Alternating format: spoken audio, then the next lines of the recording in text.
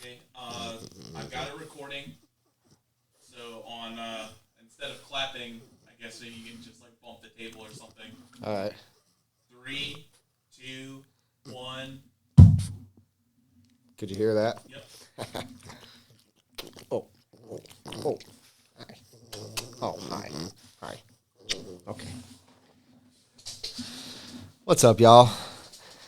So I'm Brent Densford, and this is the Wheel and Trigger Podcast. This is episode number 3, and man, it's a real good one. Real good one. We had the pleasure to have Shane Mouton stop by from Amain Hobbies. As you can hear, Lola tick-tacking around in the studio here. And I got my mascot, Lola May, the Frenchie. But yeah, we had a really good conversation and had a ton of fun with this one. And man, the humanity and the amount of things that people go through just to be an American. It's pretty awesome. We learned a lot. I'm excited for this one. I hope you guys like it. So sit back, listen, watch, have a good time.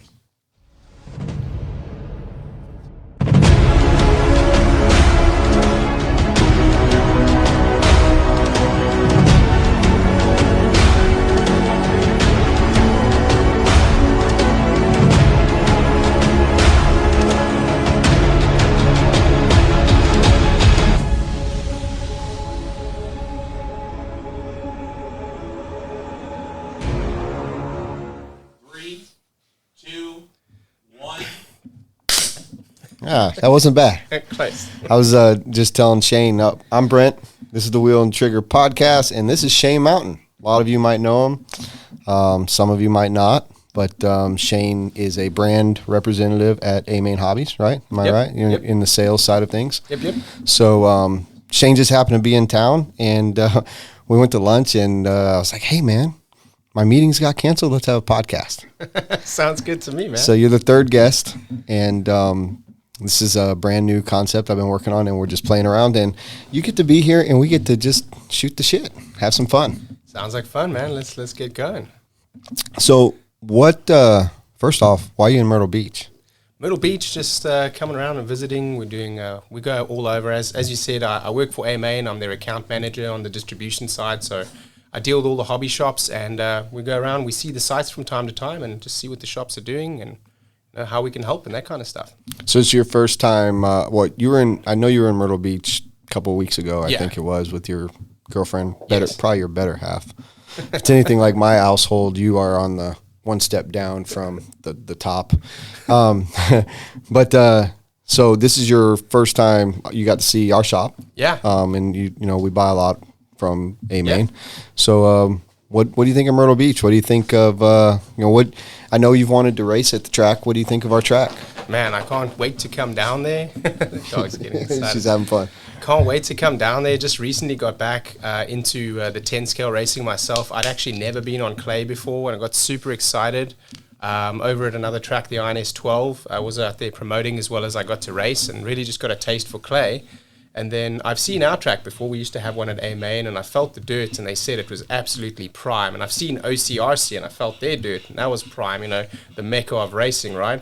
I came in today, and when I felt your dirt, I was like, I got to be here. I got to race again. I got to taste some of this dirt.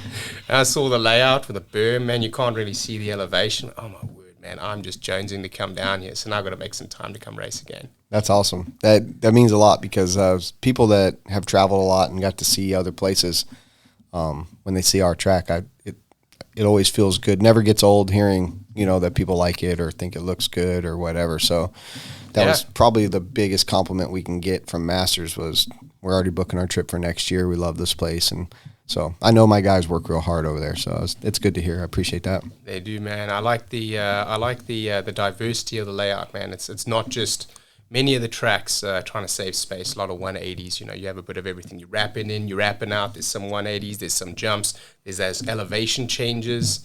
It's pretty cool, man. We got to try and get an onboard of so you can see the elevation in that sweeper. You got to get like an onboard of a GoPro or something. Yeah, I don't know. We've done a lot of video to try to show our elevation, especially when we're doing track reveals, and it never conveys. It just doesn't. There's no way so far we haven't found a way. Like I've set cameras on the dirt to try to show people or just show them where the wall line is. And until you really walk in and actually see it from ground level with eyes that don't fish eye and, it doesn't do it justice, unfortunately. And that's, I'm real proud of that. We've always tried to build A-scale style tracks for 10-scale cars. And to do that, you have to have elevation. Yeah, it can't be just flat with some jumps and stuff. And a lot of people do great layouts, but we take pride in that. That's where clay is so different. I like on-road carpet as well as off-road carpet, but that's where the clay tracks are going to be so different. It's almost impossible to get elevation in a carpet track because you can't build just wooden boxes that you jump up onto. You can have jumps, you can have triples, you can have doubles, you can set it up how you want. You can put stuff under the carpet and make a rumble strip, but how do you get elevation without putting dirt under it? Well, now you've got a clay track. So I've only ever seen one track like that. We did the California Turf Cup. We took some of the dirt, we pushed it in under the turf, and we made some elevations. Kevin did. Mm-hmm. It was pretty cool. So yeah, when I see this, the clay just gets me jonesing for racing again. That was for the outdoor track, Silver Dollar, right? Yeah, it was outdoor, completely outdoor. Yeah, so outdoor turf at the time. Right. I remember when you guys did that. Yeah. Making elevation with carpet, and that's kind of the big thing right now is carpet tracks. Yeah, because a lot of building owners don't want the dirt, and it's it becomes pretty tough. I'm lucky, and I know some people that either own their building or they're got good landlords, and I'm not a carpet guy. So our track is as long as it's in there, it's going to be dirt, and if we ever did have to move for whatever reason and we couldn't put dirt in, then I would succumb to the whole carpet bang. But let's hope that doesn't happen, because I got to say I've tried carpet and I love carpet. It's very point and shoot, super consistent. But as a racer, there's that little bit of extra element in the clay where the car moves a little bit more, especially in corners and under throttle. It's a lot more like being in a vehicle or on a motorcycle where you can feel it, you can see the car moving. Whereas with the carpet, I'm just not getting that kind of feedback. So I'm actually setting up the car better on clay than what I am on carpet. Yeah, so it's a little more forgiving too, the clay, because possibly it could be why I'm enjoying it too. And I'm not the best racer in the world, so that might be another reason why I like it. Well, one mistake on carpet sets you back a lot because it's so fast. Yeah, it's so touring car. Like you said, it's very on-road style, and even ours, it gets pretty high bite, really high bite, slicks all day. And so it's, in the grand scheme of things, we're kind of following in suit, but not everybody has that kind of dirt that gets that kind of grippy. Right, I was feeling off the line, like literally right next to the pipe. I know no one's running there, and that's got grip. So I probably touched that part once or twice at Masters. But you just did. I watched you a good bit at Hoosier. So when you were at the INS race at Hoosier, and they had an amazing turnout. If entry numbers are important, they killed it. They had a huge turnout.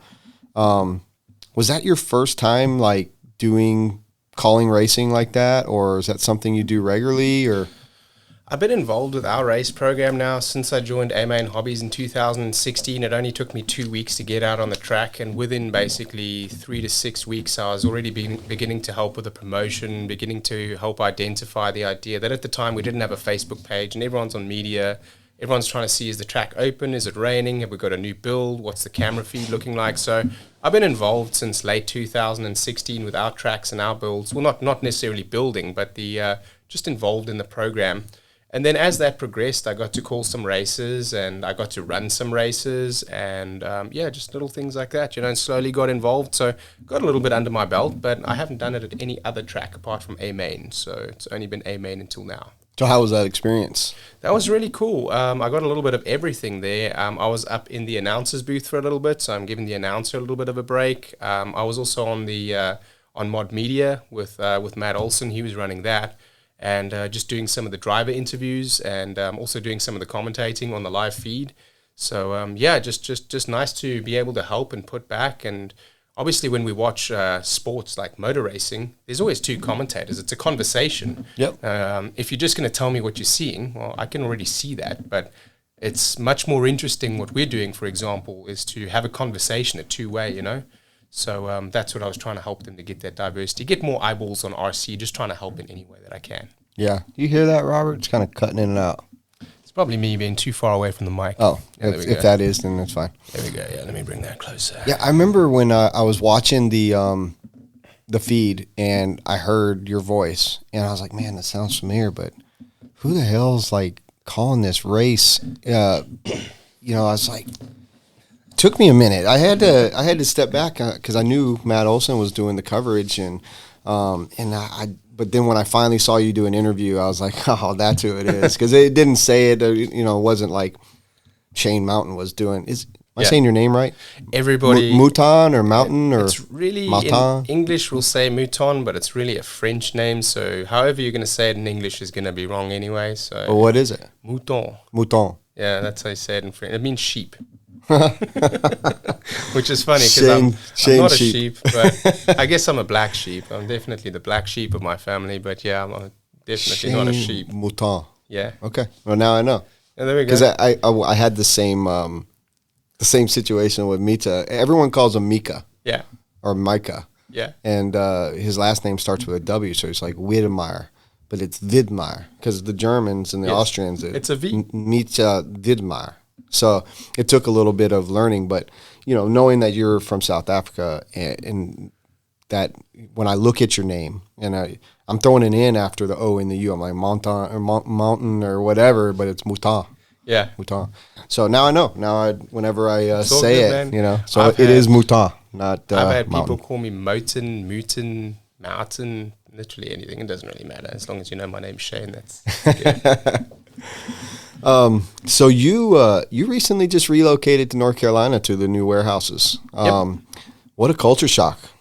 Cali to North Carolina. Yeah. I got to say it is a culture shock. There's definitely a lot of changes. Definitely a lot of difference between California. For me, when I came to America, the dream for me was what I thought America was, and it's what I saw on the television. It was like the 50s and 60s. The old style, like diners, like American muscle, that kind of stuff, right? And California doesn't have a lot of that anymore. So I moved over there and I was like, well, this is great and I love it here, but this isn't quite what I was looking for. And when the opportunity presented itself to move out here to North Carolina, we'd been out here to do a trip in Charlotte before and I loved it. And it reminded me of what I saw in the movies. So when I got the opportunity, I jumped on it. And since then, it's literally been picture perfect. It is exactly what I ever thought it was going to be. And I'm just loving it here.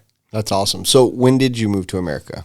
2016 in February. And I'd been in and out of the US before that. I'd been working on cruise ships for about 6 or 7 years. So since about 6 years. 2010, I started working on those and been in and out of the US for all that time. And then I moved here officially, actually immigrated in 2016. So cruise ships. Yeah. Well, what were you doing on cruise ships? So pretty diverse, actually. I was in South Africa. I'd built my career up to a point, and all of a sudden a recession hits and they retrenched all of us. And I said, well, I studied hotel management, and then I got into sales, but I studied hotel management so that I could travel. I got stuck in sales because my career progressed, and I didn't want to give away all the years that I've been working to progress that.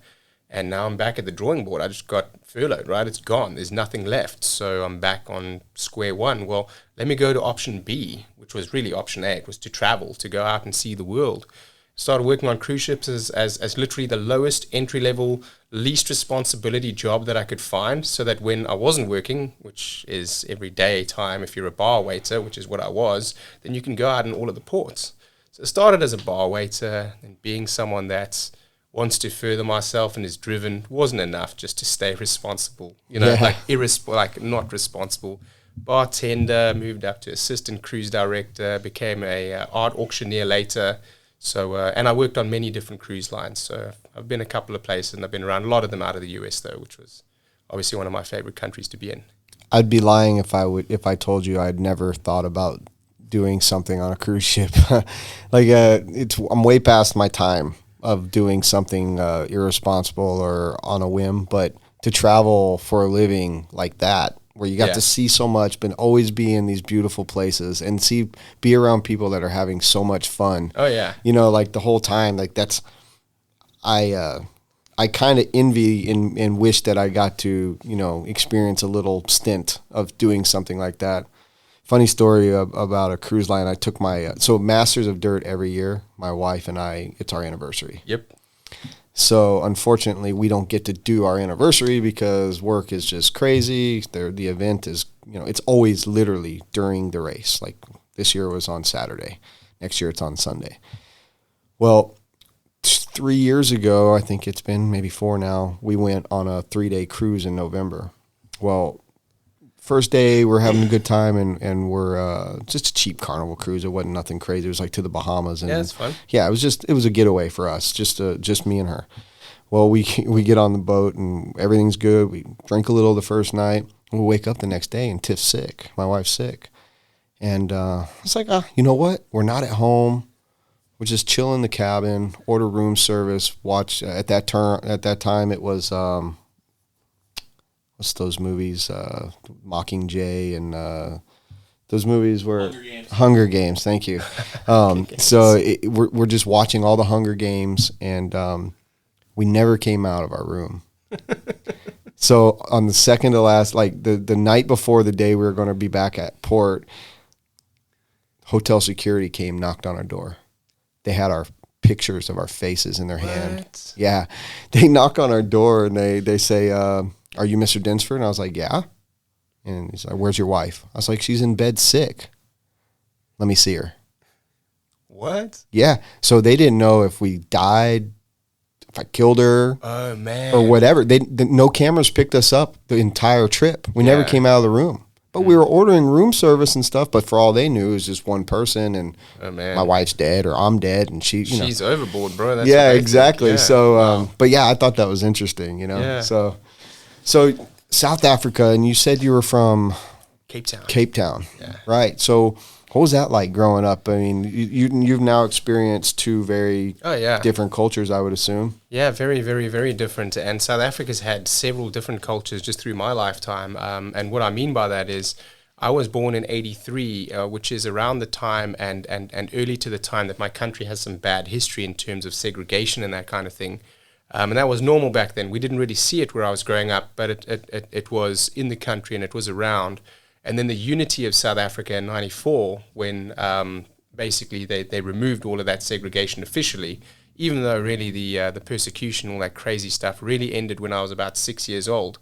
But growing up in that period until 1994, we were boycotted from international travel, international music, international movies. We didn't see anything that you guys see. Wow. So I grew up listening to Buddy Holly and like Elvis Presley, and that's what I listened to because that's all the American stuff that was available.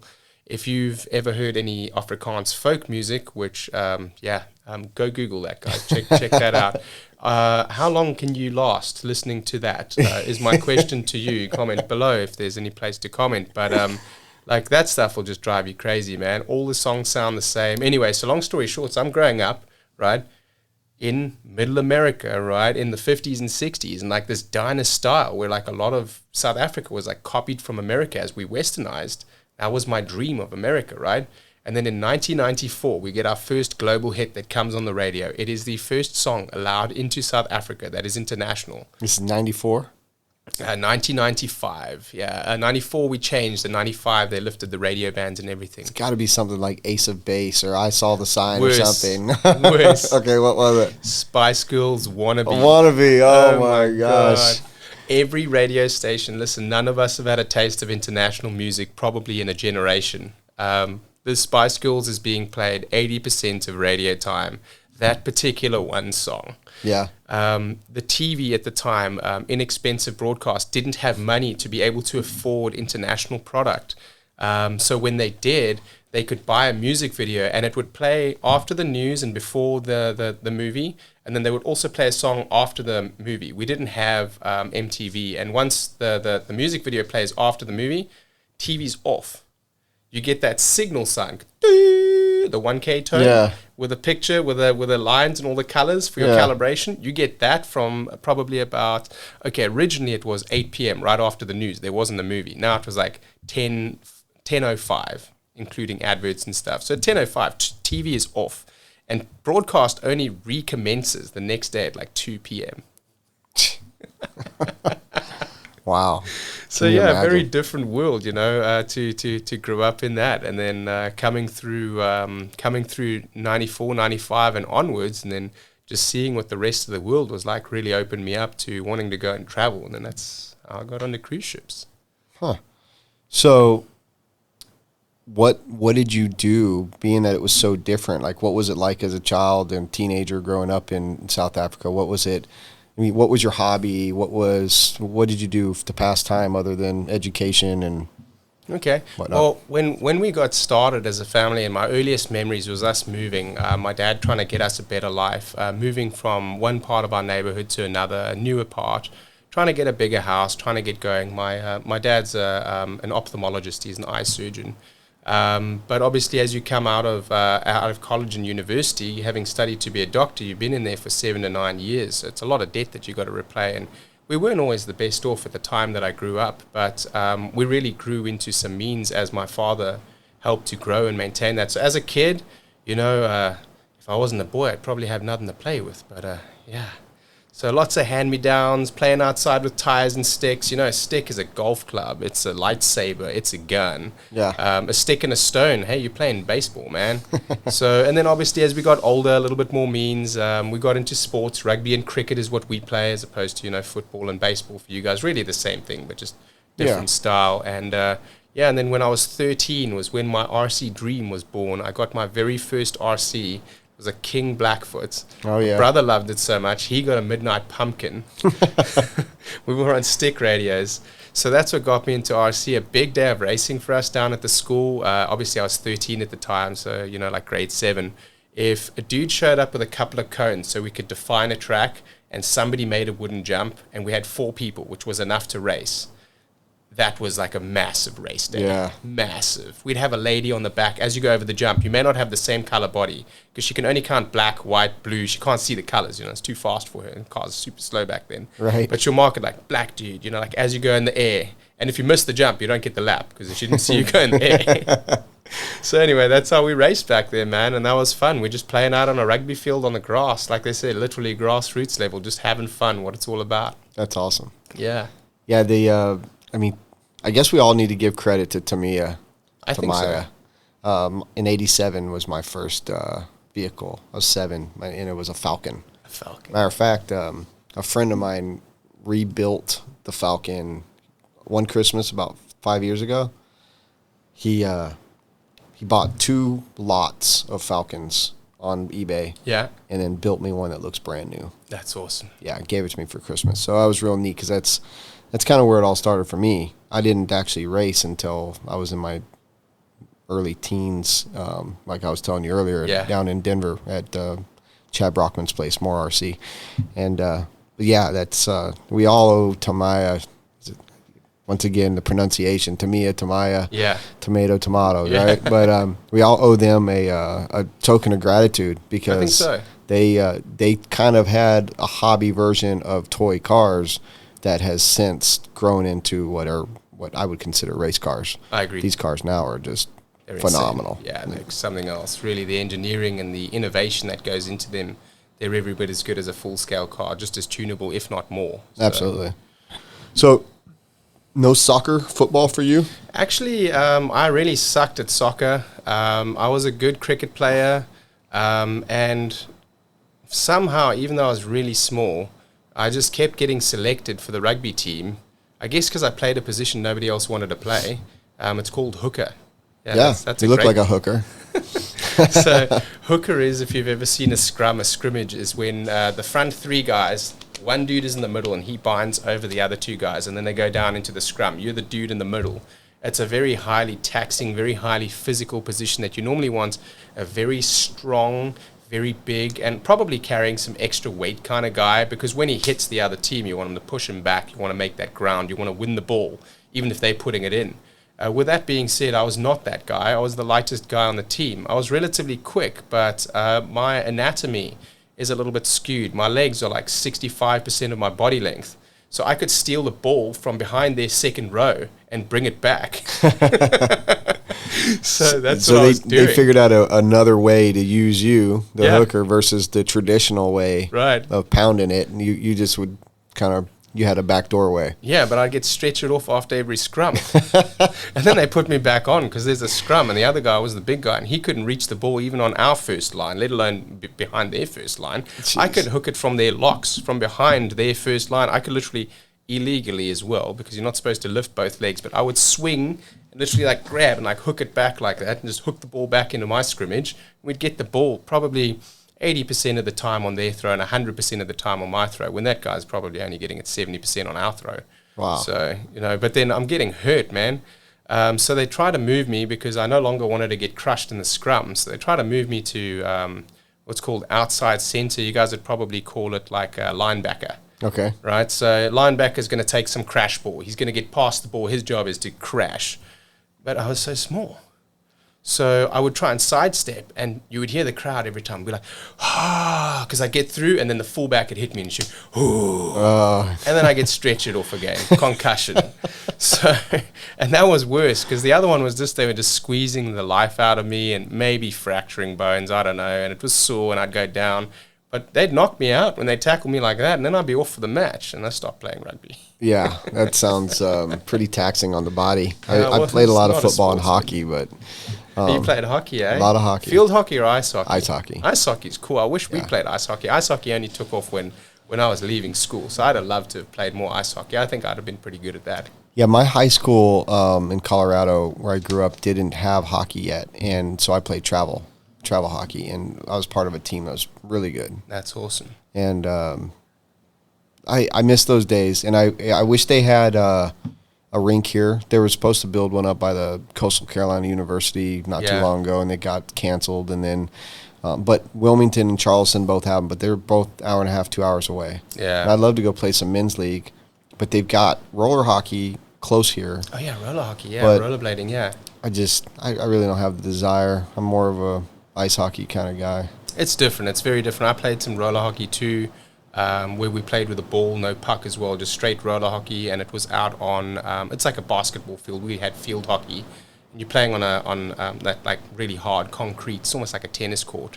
That was a lot of fun, but it's different, man. It's not the same. The ball doesn't behave the same as the puck. You don't play the same way necessarily. Ice hockey is a lot more aggressive. Yes. A lot more aggressive. And I love that part. Yeah, I like that too. So. I was a scrapper, so always a little feisty. For those of you who are hearing the noise, we're getting a hurricane coming through here tomorrow, and it's starting to rain a little bit. So if this sounds like something's going on, it's because it's pouring. Yeah, so. I can hear the static in my earphones, so they're going to hear that. Yeah, sorry about that, guys. Yeah, I mean, can't help Mother Nature. Yeah, it's coming down for sure, I'll tell you that. Yeah. So you got here in 2016. Yeah. So that's 6 years ago. 6 years. Mm-hmm. So when you moved here, did you feel like instantly like relieved or excited, or was it more just like, a little nervous because it's so different, or what was it like when you first got to America? So that's something that I don't really get to talk a lot about, and it's sort of interesting. I would describe my life until recently that I became a citizen, like being on a craps table when you don't necessarily want to be. And what I mean by that is, as a permanent resident, there's all sorts of things that could happen that could very easily cause you to go home. Let's say you're falsely accused and then indicted of a crime, and you prove to be innocent. An indictment can very possibly get you deported and thus blacklisted in the US. Now, considering my rent, which is my lease, my job, my wife was here, or everything was here, right? So if that happens, I lose everything. So it's almost like you're on the table, on the craps table, you're waiting for that guy to roll that 7 so you can come on the board, and now you just hope he doesn't roll another one. And bro, 7's come. So 7's like... we had the 2018 fire wiped out our whole town. Yep. Stuff like that. So that's been difficult, and then sort of try and balancing everything. But recently becoming a citizen, now I can finally feel the fruits of my labor are secured. They're mine now. I get to stay. Yeah. So I saw that on Facebook last week or the week before, and I didn't know that you weren't already a citizen. Yeah. As our relationship has been growing over the last year or so. That's awesome. And and kudos to you. You know, most people that are going to listen to this or who know me know that I'm America. You know, America all the time. That's what I came here for, man. So I'm all about it. But I'm all about people coming here as long as they do it the legal way, the right way. And I would do the same if I was going to go somewhere else. And the fact that you did it doesn't matter your race, color, creed, gender, anything. To me, it doesn't matter as long as you do it the right way. I did, yeah. I don't believe this country should be supporting people that are here not to be, you know, to support the rest of the country, just like we have to. So. Right. You know, thank you and kudos to you for doing it the right way. Yeah, and more to that subject, you know, I came to America because I liked America and I wanted to be American. I didn't come here to make your country like mine. I don't want to change anything. Absolutely. In fact, I don't want you guys to change anything. Just how you are, just stay like, don't change anything. That's what I came here for. I literally saw what it was. And now, if it changes now, well, that's not what I was looking for. It's still better than what I had. That's funny because you moved here and you moved to California, where they're like a different country and they're trying to change everything for us. And that's what made me when I was saying earlier that comparison for me, when I was like, hey, this is like California, you know, LA and Hollywood and everything's here, right? So America is the movies, right? And you see it's in the movies, and it's sort of what this promised as the promised land is, that American. You know, the Americanism, the American style, you know, diners, like I explained a little bit earlier, and California just wasn't that. And then that's what North Carolina has been for me when I moved over there now. So I've been really happy to have been able to move to the other facility and help us to grow out here. And now I'm in America. Yes, you're in a part of America that's very... The original America. America, you know, like... Original. We don't even use the A anymore. No, we're all about America. So, but North Carolina, and you're in Charlotte, beautiful. Like, the city of Charlotte's awesome. Lovely. The amount of racing and people in Charlotte is unreal. It's Race City. And I'm enjoying that. Yeah, I mean, if I've told my wife many times, there's only a few places in this country that I would live. Charlotte, or in that area, is one of them. Texas, there's a couple areas in Texas I would live, and I love Nashville. I love Nashville. Now, Nashville is becoming a little bit more like Austin and, you know, certain parts of California, but I love Tennessee.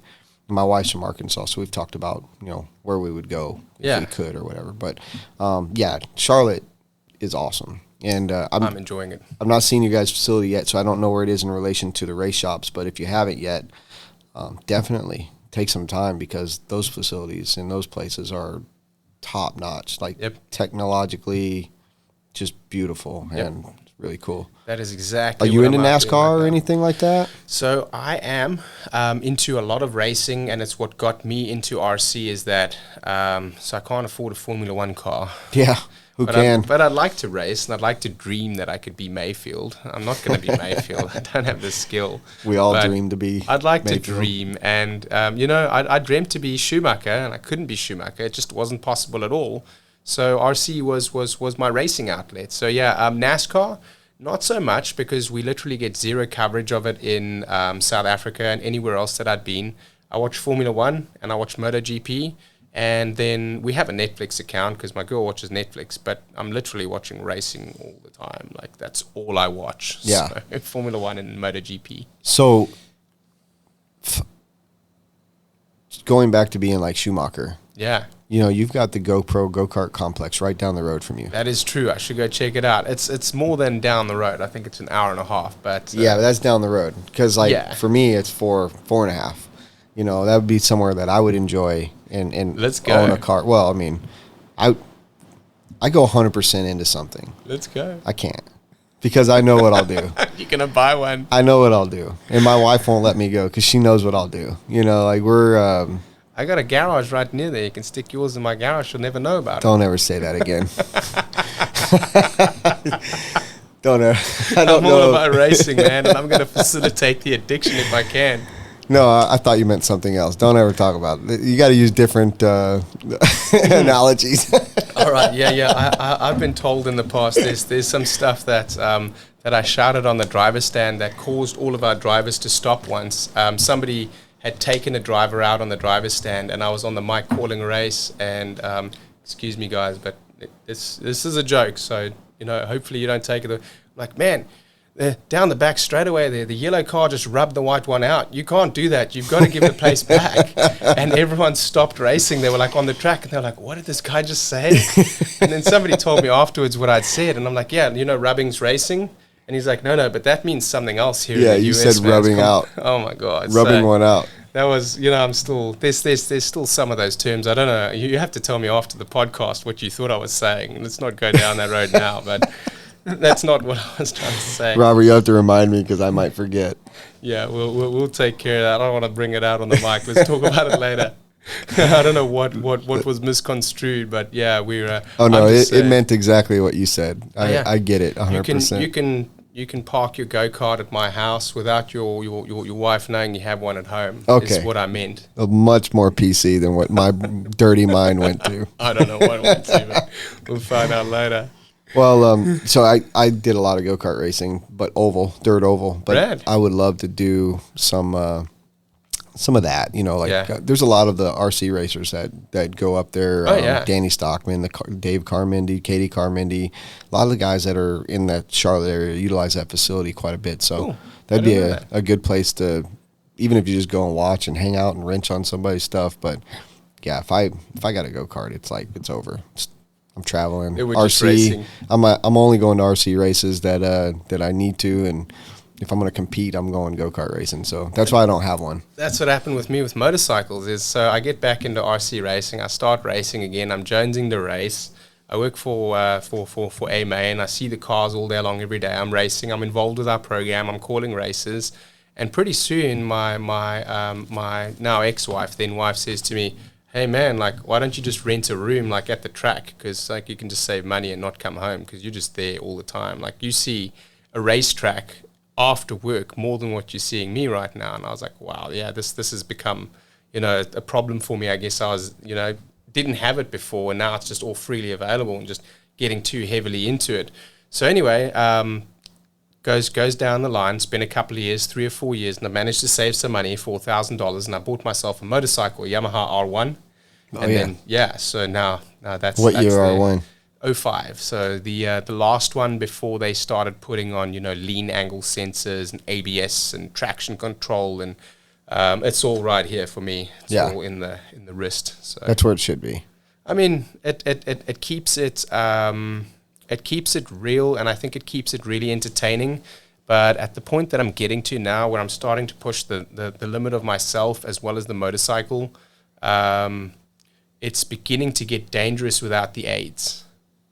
And what I mean by that is, if I go into a corner and I make a mistake, I'm going into probably a tire wall at about 90 to 100 miles an hour. And that's not going to be good. If you have any rider aids like lean control, slide control, my biggest fear is the high side. Just happens so quickly. Never happened to me yet. I've saved several. And then also just going into the back straightaway, like I did at my last track day, grab my brakes, not fade, nothing. Oh, yeah. Full lever, went away. Gone. I had to shift down into first and then just rear brake, because your whole hydraulic fluid system's fed from the same pod. So I got no rear brake, no front brake, and I must have been doing you down couldn't the back pump straight. it or anything, just was gone. I was busy getting ready to jump off that thing, bro. Yeah. So I raced motorcycles a long time, and lost my kidney, broke my back. Man. I know the ins and outs of taking hard ones. But what did you race? Speedway bikes and four wheelers. Yeah, so I was really into flat track and racing, but and I wasn't really great at it. That's some real racing. We're awesome. just track daying for fun. We're not like even for position. It's just out there for shits and giggles. But that's some gnarly racing. It's ballet on two wheels. Like Speedway bikes is by far one of the most entertaining types of racing you'll ever watch. Right. They're so close for 4 fast laps. I mean, just balls of the wall, is it sideways. Just 4 laps? 4 laps, 4 riders. Wow. Seems longer than Speedway. that. No, that's Speedway. It's kind of like its own classification of racing. Yep. But we did it on ice. You were one of the ice racers. I've watched that 100 times. Those bikes are super gnarly. If you make a mistake, they've got all sorts of studs in their tires, and you are getting punted to the outside along with 2 bikes. Yeah. So is that what happened with the kidney? No, what happened for me was I went to avoid a crash, and went inside and caught a rut, and my bike just hooked and went straight into a wall. And I hit the wall head on so hard that the back of the front tire was touching the front of the back tire. I tacoed the bike, but it flung me over the wall, basically into the front. What's crazy is there was people sitting where I hit the seats, because it's in a hockey arena. Wow. And there was people that were sitting there. However, they were up because they all went to go look at the guy that just crashed in front of me that I'm trying to avoid. They all got up to look, and I ended up in their seat. Oh, man. My back to their seat, and I bounced back. So I got up, and I was kind of dinged up, and my head was spinning. And my dad came up to me, and I was like, "Get me another bike." He's like, "No." I was like, "Get me another bike." He said, "Oh, you're not getting another bike. You're turning blue." It's like, "What do you mean I'm turning blue? I feel fine." My adrenaline was just kicking in. Oh, yeah. And you damaged your kidney, and you're busy flooding with My all kidney of your... was in 30 pieces, they said, when they took it out. And I had fractured L4, L5. And I had a carbon fiber back brace on. Like, I was full-blown protected, but there's nothing that can stop that force, Yeah. So, yeah, that was a fun trip to the hospital. Fun week. Yeah, that's pretty learned crazy, to walk man. again afterwards, because my whole insides, I had to learn to shit again. I had to learn everything. It was bad for a little while there. Damn, I was in a car accident, fractured the similar vertebra to you, L4, L5, but nothing that crazy, man. Mine was just fractured and ended up just being back pain for years. That's mine. The back was actually saved. It was the kidney side of things, which, you. in the grand scheme of things, I was 20 when this happened, so Wow. I kind of quit drinking when I was 21 because I drank so much before that. But once I started drinking alcohol again after 21 with one kidney, I was a cheap date, man. You could take me out 1 or 2 beers, and I'm drunk like you drank 5 shots of tequila, like just passed out. Yeah. If you didn't have to drive today, I'd say, let's break open the Fireball in the freezer over there, but I don't want to put you in that kind of situation. Oh, yeah, maybe we will in a minute, but I do have quite a long drive home. Hey, real quick over here, my audio's gone, entirely gone. We can just carry on, but just make sure you're still getting a feed still getting audio feed from me? Yeah. I can still hear you, so we can still carry on. It's not like... So weird. I wonder what's going on, because his is doing the same thing. I wonder if it's just static outside, but I mean, it's all wired, so it shouldn't be interfering, but... Maybe it's Lola snoring. No one can see, but my dog is sitting over here. She's got her own chair. And once we get our 2 extra cameras, she'll probably be in the shot next time. But that's cool. I think she should be the mascot. My wife says the same thing all the time. She's like, "You need to get Beach RC shirts." And everybody loves she's dogs, so pretty, and everybody loves Frenchies. Why wouldn't you have her be part of the show? Well, she already kind of is. I mean, she... everybody that follows me on social media knows Lola, because she's part of my everyday ride. And there's probably more pictures of her on there than my daughters, which is, I'm sorry about, but she's with me every day, and they're not, it's kind of one of those. That's great for me. That's one of the things when I came to America. Americans are family people. They are about their communities. They are about making things better for everyone, not just for themselves. Even though it's a capitalist country, but when I see that, like, I live vicariously through you, man. That's something that gives me a lot of joy when I see that, because that's what I came for. I appreciate that. That was part of the promise. So it's not like that at home, like in South Africa. It's more like dog eat dog type of thing. Okay, so I'm not saying that South Africans aren't gonna help people out like Americans do, but I will say that the way in which I've been helped by all of my friends and Americans that I've met since I've been here, they've become like family to me, more so than friends. I mean, my friends will have sympathy for me, and they will help me if they can. But in South Africa, because there isn't extensive means, you're barely making it yourself. So if somebody says to you like, "Hey bro, like, I just lost my job," it's hard to give up something to you when they barely have it for themselves. Exactly. And they've got their 2 kids and their wife and their dogs and, their cats and their birds to feed. And that's obviously higher priority than what I'm going to be. So with that being said, it's not that they don't want to help me. It's just they don't have the means to help me. And I was absolutely blown away by the generosity of Americans. I'm total outsider. I sound different. With that being said, there's no reason to help me. There was nothing in it for them. Right. A lot of South Africa and rest of the world where there just isn't the means is, well, if I'm going to give you something, well, then what's in it for me? Yeah, what do I get back for it? And, that's with people that know you or don't. Your family would love to help you, but they don't have the means. And the people that have the means is, well, what am I going to get back for that, right? And that's not what I found here in the US. My friends that I've grown close with now, I see them as my brothers. Yeah. Like that's the kind of bond that I have. And I have friends like that in South Africa too. I have 1 or 2 left, or maybe 3 or 4 down there. And they're like brothers to me too. And they have helped me. There has been one that has literally given me the shirt off of his back. He's given me a job at his company. He's helped me. So it's not that it doesn't exist. It's just a lot fewer between because the means are a lot more scarce. Right. So along those same lines, what was it like, kind of switching gears here a little bit, but what was it like for you and everybody there at Amain when Paradise burnt and the fires? Like, I know from ordering from you guys and the situation, and it was awesome to see the RC community rally around. You guys helped us, man, a lot. Yeah. And that's the kind of stuff that I'm talking about. People literally put money forth and donated to our campaign to help these people of Amain hobbies, which at the time, I think there were 17 of us. One of us was on the camera, myself. People maybe knew who I was, maybe. I wasn't, that known back then. I was still very new. It was 2018.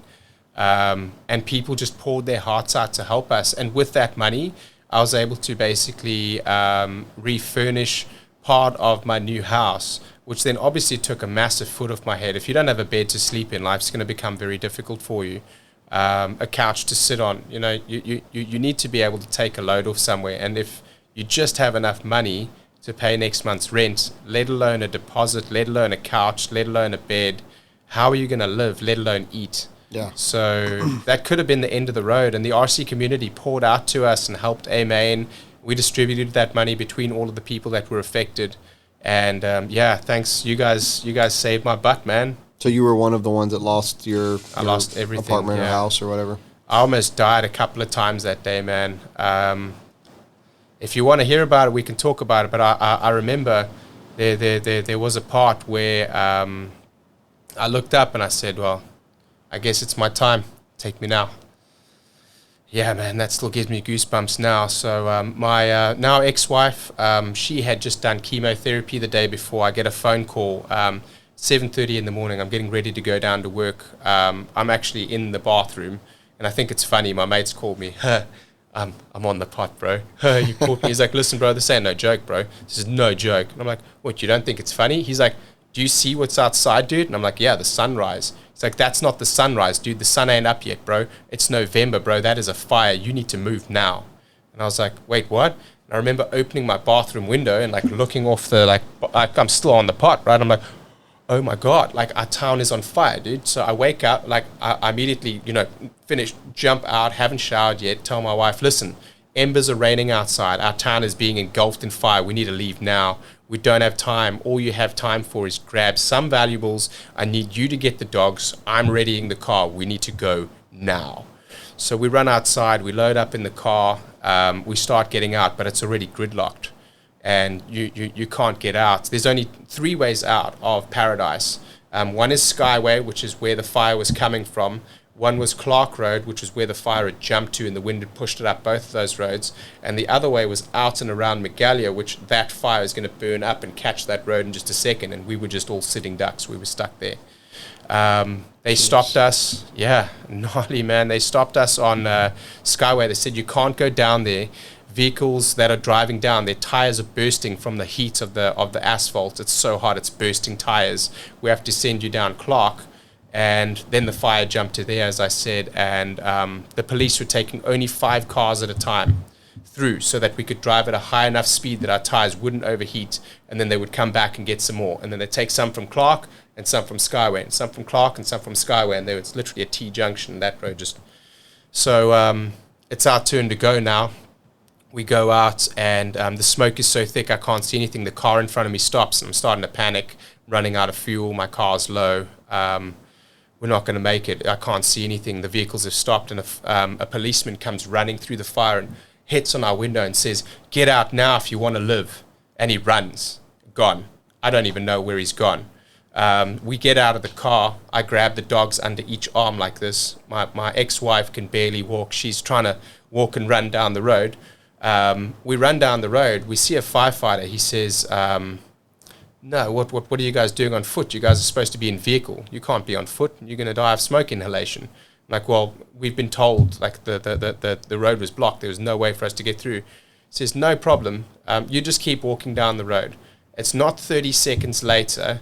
I hear this guy, right, running, and I look behind me, and it's the firefighter, and he says, run for your life, run now, and he's running, dude, and we just start running behind him, and we're trying to catch him. So he and I, as we're running, we're like looking around for opportunity to get out. The fire's moving faster than we can run. We need to get out now. So we start, the fireman, he has some authority, starts telling vehicles to get off the road. We're taking people out of the vehicles and putting them in the back of trucks to minimize the traffic, to get these people out. I see an opportunity to try and get out, and I start to help to coordinate this. We get in the back of a truck. 300 yards later, we stop, gridlocked again, car's stuck there. Somebody's locked his car in the middle of the road, abandoned there. We run down the road again. That's the second time now. The fire's going to catch us. We get into a school bus. The school bus stops not even 10 yards from where we took off. And I'm like, what are you doing, man? The road's clear ahead of us. We got to get out of here. And he's like, dude, this old age home here, bro, they've left them, bro. There's nobody coming to get these people, man. We have to get them out. The school bus is the last of our transport. We got to get them out. And obviously now I'm looking around thinking to myself, well, my only way out is on foot or to help. And if I help, I can make up the time by being in the bus that I would have had on foot. Let me help and try and get these people out. We get them out. We get them on the bus. We get driving. We try to go around part of the road, and the bus high centers. Jesus Christ. And now we have to get these people out. And that was now the I guess I almost died 4 times that day, because the fourth one's in just a second. So we get out, and we bring all of these people, right? Some of them I'm trying to carry. Some of them we're pulling on bags, and we're trying to help these people get out, right? And now these trucks are coming. They're still coming down. These trucks are fully loaded with people in the back. And I start looking in the back, 20, 30-year-old men and women. And the cars are only moving as fast as we can walk at this point. And the fire is still closing in. But it's only moving as fast as we can walk. And these people cannot walk. So I've told these people, and I was wearing an S-Works jacket at the time. It said S on it. So they thought I was police. It had a star, you know, the S-Works star, and it's a black puffy jacket. So they think I'm police, and I'm demanding that people remove themselves. They can walk from the vehicles, to walk next to the vehicles so we can load these elderly people that were in this home because they're unable to walk, broken hips, have heart problems, arthritis. Let's put them in the vehicles instead. And we start getting out, and these vehicles leave from the point that we're at, and we get to a safe hold where the firemen are at. And I still remember saying to him, where's your hold? And he says, it's just over there. And he's busy doing stuff. And I'm like, that metal building that's on fire? Yeah, that's like a stove, man. Like, we're done. Where's your evac? Where's your route? And he says, this is it. This is the end of it. We're being closed in right now. We hope to make it out. And then that was the time that I remember looking up and saying, all right, big man, I guess my time has come so that I could help those people to get out. And my whole life, training on the cruise ships for crowd management, for security, for muster station as an evacuee management, when I was an art auctioneer, that's what all my training was for, right? Like they say, everything has a purpose in life and everything happens for a reason. Yep. Those were my reasons. Well, it's not many people, thankfully, have to use those skills or that training. And fortunately, somebody, know, that you had them for your situation. Right. So, wow. And this is how it ends. It ends in I believe, an absolute miracle. There was no ways, because the road is gridlocked behind us, and I've witnessed this myself, and all of the roads are gridlocked, and any moving vehicles that were free have moved out.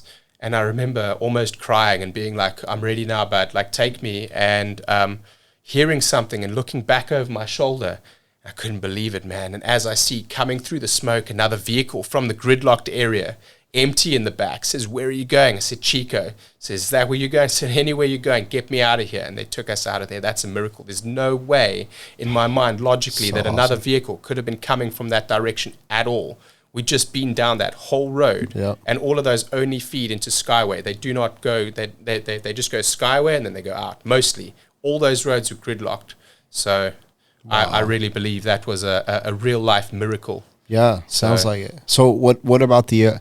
I mean, I'm still in shock that I didn't know that you guys were all that endangered. I figured, you know, obviously we could watch the fires from afar. Yeah. But I didn't know that it was as in depth as actually running from the fire by foot versus like evacuating a day before or the day of because it was coming and they say, go ahead and now's a good time. But the wind that caused the disaster down in Concow, which was related to an over 100-year-old, I don't know exactly the number of years, but over 100-year-old transistor hook that had rusted and just not been maintained. And the wind was so extreme that day that it broke it off. That's at a much lower elevation. The direction in which the wind was blowing that day was directly towards Paradise. So if you took a firelighter and you hold your firelighter flat and you light it, the flame begins.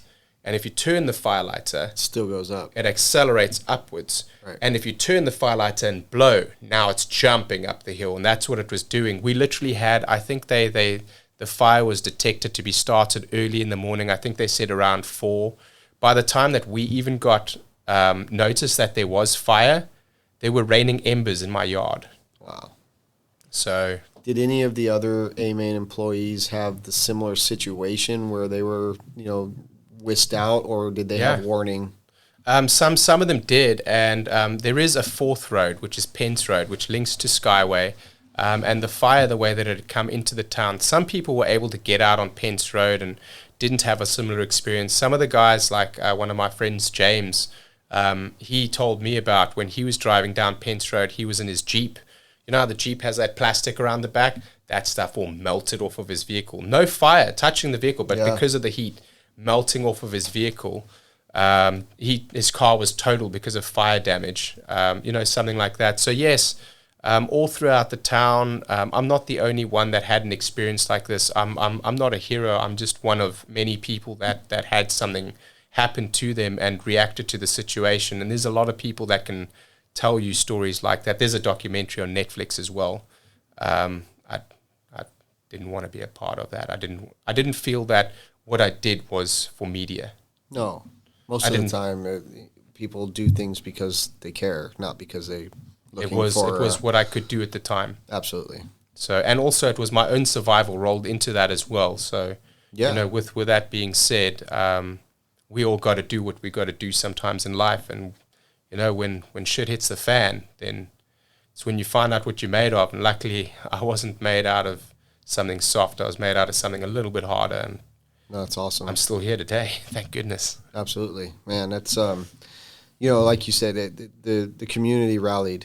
You know, still seeing people wearing the shirts and that was a tough time. I think anybody that cares about people specifically, doesn't matter what car you drive or what company you work for, and you know, if we're talking just industry, people actually care about people. They do, and it's refreshing. It is. Because we can argue all day online about, you know, my engine's better than yours, or, you know, these tires suck or those tires are great. We can argue. But at the end of the day, we're all still human, and we're all, you know, we still should care. I agree. And that's important. So when I talked to Brandon Rhodey, you know, when he called me and asked, it's like, dude, there's no fucking way I'm not going to support anybody.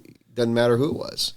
You know, I think not everybody has to donate or has to help. And I know a lot of people would help in other ways if they could, but when you have the opportunity, 100%. They send us clothes, they send us shoes, people send us gift cards. One of the races, and I'm so sorry, I can't remember which race it was. I really feel sorry that it's slipping my mind right now. I've been thinking about it because I wanted to mention this race specifically. They made their entry fee Visa gift cards.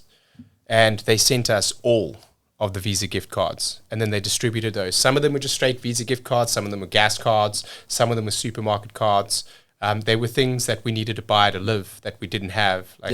We didn't know if our house was still standing or not. You know, post the fire, we obviously found out that literally a large percentage of the town was wiped out. Some of it survived. A lot of it's still there, don't get me wrong, but very few people return to the town. It's not going to be the same for years and years and years to come. It's been now 4 years, right? And it's nowhere near what it was. But anyway, so long story short on that is, we didn't know if our house was there or not.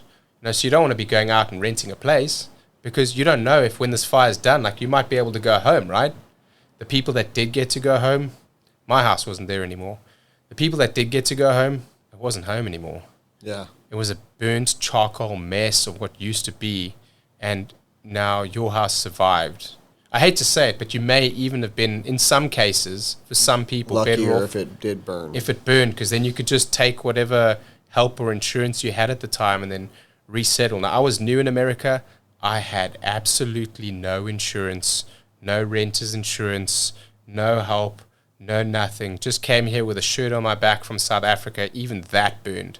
Yeah. I had my college denim jacket that I used to wear. I had like my baseball hat that I loved so much, like heirlooms from my own life that I brought. I lost everything. There is nothing left at my mom and dad's house. There's no yearbooks. There's no photographs. I brought all that stuff because I knew otherwise if I was going to want to show my friends and family here, right, when I made friends and family, that I wouldn't be able to take them to South Africa just to show them that. So I brought it with me. Right. So anything that meant anything to me evaporated that day. Man. Yeah. Yeah.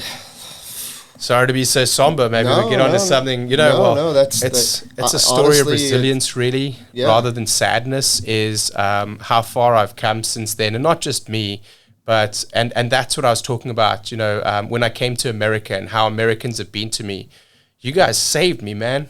Yeah. Like literally saved me. You didn't just say, oh, how sad, I don't have the means to help. People that didn't have shirts themselves gave me the shirts off of their backs to wear. I had people coming from our local hobby shop asking to come into the warehouse. Literally, I'm not even kidding, giving me their jackets, dude. Like saying, and I'm like, but you don't have one. He's like, I'll just get another one, dude. Just giving me their jackets. Yeah. Weeks later, seeing that guy still walking around doing his job, cold, without a jacket. Yeah. You know what I mean? Like that's the kind of that's like humanity at its finest. It really is. And that's what we lack right now. So much division. That's something that as an outsider and coming into America, anyone that's come from outside of America is going to maybe see or say something like this. But I call to you on Americans here. Let's unite. Let's no longer be divided. That's what's hurting this country. It's the only thing that's hurting this country is this division and this idea that because you don't subscribe to the exact school of thought that I do, that you are my enemy. That's not true. We must learn to talk about these things. We must learn to, when they say don't talk about sex, religion, politics, it's because those people don't want you to talk about it because they want to polarize you. Yeah. Because it's easier to lead a divided and polarized nation for whatever reason. But if we unite, and I've seen it in South Africa in 1994, true greatness can once again be achieved. And I'm not saying we don't have true greatness. I'm just saying that synergistic growth can be achieved if I'm not specifically talking about political parties, or I'm saying like I know people that hate each other because one guy rides a Yamaha and the other one rides a Suzuki. Sure. But they both have kids that are in the same school, play soccer together. Why are they not friends? Why are they not having play dates? But he's my enemy because he doesn't have a Suzuki. He's got a Yamaha. Now, not everyone's like that, but that's the kind of polarized, divisive. I think that's the only thing I would change is to bring us all together. The way that I've seen you guys all welcome me. So it's in us. We can do it. We have it.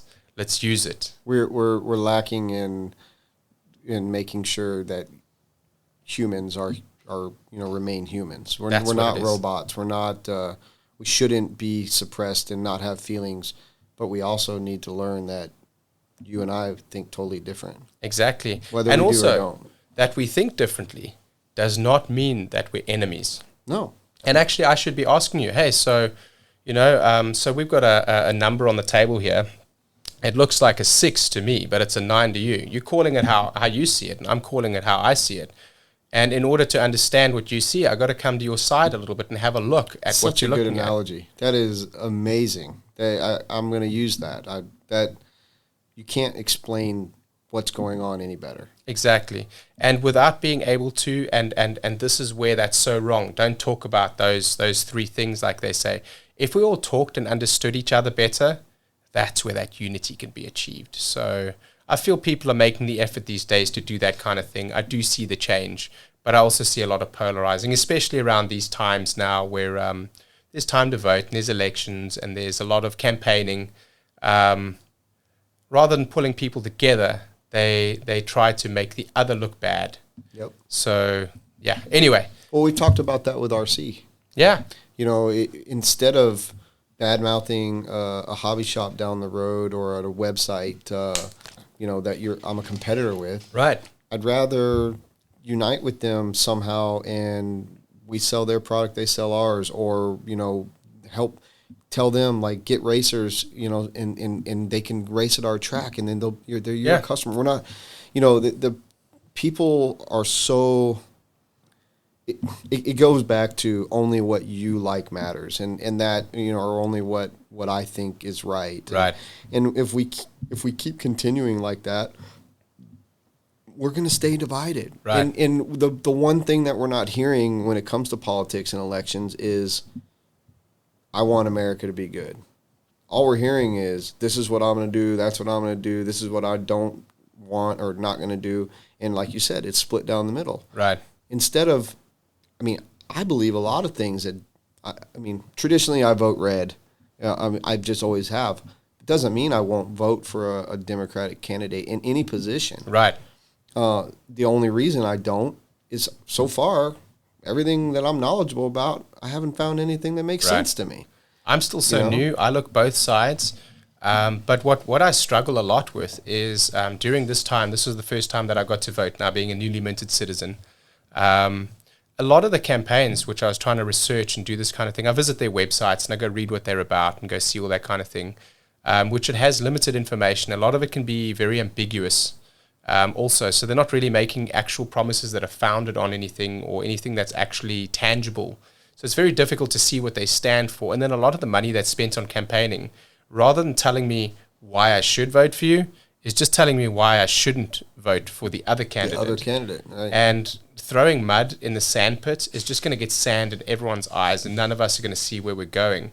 So let's rather spend our money telling your voters why you should vote for someone versus what the other person's the devil. Because making them look bad does not make you look good. Yeah. It just makes them look bad, but 100%. makes you look bad too. That's not the kind of humans and not the kind of I've never understood that. I've never understood why.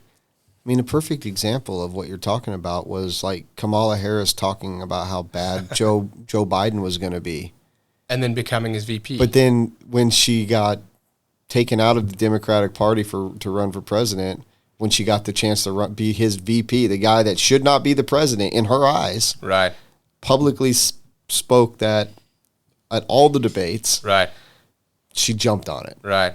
It just shows you how much they really don't care about what they're saying. Right. They're just trying to get that next step on the ladder, right, to become more powerful or more rich or whatever. Yeah, and that's sort of scary. But I will tell you, in contrast to what I've seen growing up in South Africa, I ended the story on a happy note there in Unity in 94, 95, and what's happened since is if anyone's seen anything in the media about South Africa, it is all true, and it is very sad. What has happened is a lot of open and blatant corruption and a lot of embezzlement and a lot of stealing. So with that being said, I mean, this system here, even though we're microanalyzing and there are some faults, it's pretty good, I got to say. I'm very happy with what I see. There's those tiny little changes that I wish for us all more to unite. Like I saw 94, 95 in South Africa with us. The whole country was in unison, in unity. And then also, of course, considering the fact that I've seen what it's like when it goes really bad. And we're nowhere near there. No, but do you not think, with your experience from what you've seen in South Africa, that if we're not careful, we could go down the same road? I do. Like we're kind of driving that road and not going off a path to get it corrected? I do see a lot of similarities myself between how things have changed in the last number of years, specifically in California where I was, which reminded me a lot of the precursor to our being unified in South Africa, which was like apartheid, the segregation. And then basically what happened since then, it's a very idealistic all inclusive, and we should love all, and we should do, it sounds great until they go to implement it, and it's not possible and scalable for all. And then it becomes discriminatory, and then it becomes hated because you can only help certain people, and how do they get help but others don't? That's not fair, right? So it can begin idealistically, and it can sound like a great idea to begin, but we've got to be very careful as we move forward that the solutions that we choose for the country as a whole are going to be something that's going to be scalable for all. And this is a very large country, so it's very difficult to scale anything. What you can scale is what you have. You already have it. Don't change it. That is scalable. It's already here. Yeah. Let's not move or change anything. For me, at least, that's the goal. But then again, you got to move with the times. Yeah, I think you're very right, and I hate that we have, from outsiders looking in, we probably look kind of silly, even though you say it's like not at all. Not you at don't think all. so? I think that we kind of, with everything that's happened over the last couple of years, especially. And I'm not talking just because of Biden or whatnot, but just everything that's kind of happened. I mean, you have countries that are corrupt. Yeah. Russia is probably... It's possible. We'll just say they're probably pretty corrupt. You got to be careful. You might get hacked, bro. I've been hacked. I mean, you're going to get hacked by more... They're coming for you now, bro. You just said that. My family comes from Russia. So, oh, they do? Yeah, but that doesn't mean anything. But I feel like everything I've watched, I'm just kind of like sitting back going, man, people got to be laughing at us right now. We're working ourselves out of freedom instead of like keeping what everyone wants to come here for. We're like pushing ourselves away from what makes us so great. Right. And that to me is kind of like, why are people fighting this? Why are we trying to change? Now, we don't want racism. We don't, slavery is gone, but we keep bringing it up. The gender stuff is like, be whoever you are. But you're a human being, and these rules were not even rules, just a way of life, have been put in place. We didn't put them in place, and we don't need to change them. Everything was working just fine. We're never going to change bad people. Bad people are bad people. Exactly. They're always going to be bad people. Take care of the bad people. Don't change the entire society for a couple of bad apples. Exactly. So if somebody doesn't like, people that are gay, that doesn't mean that we don't like people that are gay. And it goes on to race and religion and whatever. Right. None of that matters unless you make it a big deal. Right. Now, I'm not saying it doesn't matter that there's hate or that somebody had something happen to them. That matters. But we can't change the world, I shouldn't say the world, our country, based on a small percentage of people. Right, exactly. We need to try to keep getting rid of the bad, but don't change all the good. Exactly, and I feel like that's what, like going through California. One of the big problems that we're having there with the expanding homelessness. If anyone's looked at poop maps of like San Francisco, like they literally it's unbelievable. It's crazy, right? So with that being said, now. Mental illness is, not mental illness, drug addiction is viewed as a mental illness. It's no longer a personal choice. So society is now included and brought into the fold that expense. That's where a lot of the taxation and money goes and that kind of thing, I would guess. I don't know a lot about it. I've only just become a minted citizen. So, but that's for me, like you said, why are we changing? Why is everyone being penalized for one bad apple? Rather address the bad apple for what it is and try to make the bad apple a good apple, and we can all carry on, but don't change anything. Please, for the love of America, don't change what America is. It's what you came for. Yes. You hit it on the head with the problem is we don't punish the bad ones because of the people that think that they deserve some form of a right or some form of better treatment. Right. Eye for an eye, buddy. Yeah. You steal from me, I'm taking some freedom from you. Mm-hmm. You kill somebody, you're going on death row. Right. Just stop giving these people good treatment so that no one wants to go to prison. Exactly. Because a lot of these people just want to go to prison. Yeah. They like it because, face it, no rent, they get to work out, their buddies are there. I don't think it's that good there, but I mean, it might be better than what they have otherwise. When you're when you're in the system, it's hard to get out. It's true. And those people, like, when they get out, a lot of those people, one of the reasons they commit a crime is because they have nowhere to go. They get out and they're like, oh, I'm free. where do I go? Right. Very few of them, the good ones, they know they made a mistake in the past. They've been waiting to get out. They get out and they make choices to be better. Good for them. That's the story I like. Yeah. That person probably got in a fight and hurt someone real bad and maybe didn't even mean to spend his time. Have you heard Robert Downey Jr.'s story? I haven't. Iron Man. Yeah, I love Iron. Crack addict, bro. Felon. Multiple felon. Yeah. Okay, go Google that and just check it out. He's come from drug addiction and essentially turned his life around and become one of the world's icons in terms of 100%. Hollywood, and everybody would aspire to be somebody like that maybe when you're a kid, but you aspire to be a felon drug addict? What? No, you aspire to see the success, right? And like you said, many can turn and change, but it was through his rehabilitation. It was through his incarceration that he was able to change. Right. So therein lies, I think, the key is leave the good citizens alone and let them be and let them choose. You were mentioning possible sexual orientation, possible racism, that kind of thing. Let people choose what they want for themselves and their lives. Let them live free. That is what America is. Yeah. No but don't oppression. change the rules for all Americans because one or two went bad. Yeah. Yeah. And that's where now the good are being oppressed because of something that they were not involved in. So that can be frustrating, but I've seen that in South Africa, and you were alluding to the fact that on the global stage that because many Americans feel that the political, how can I say, the political landscape here may be, comedy fodder for other countries at the moment, and it's not. You guys were talking about slavery.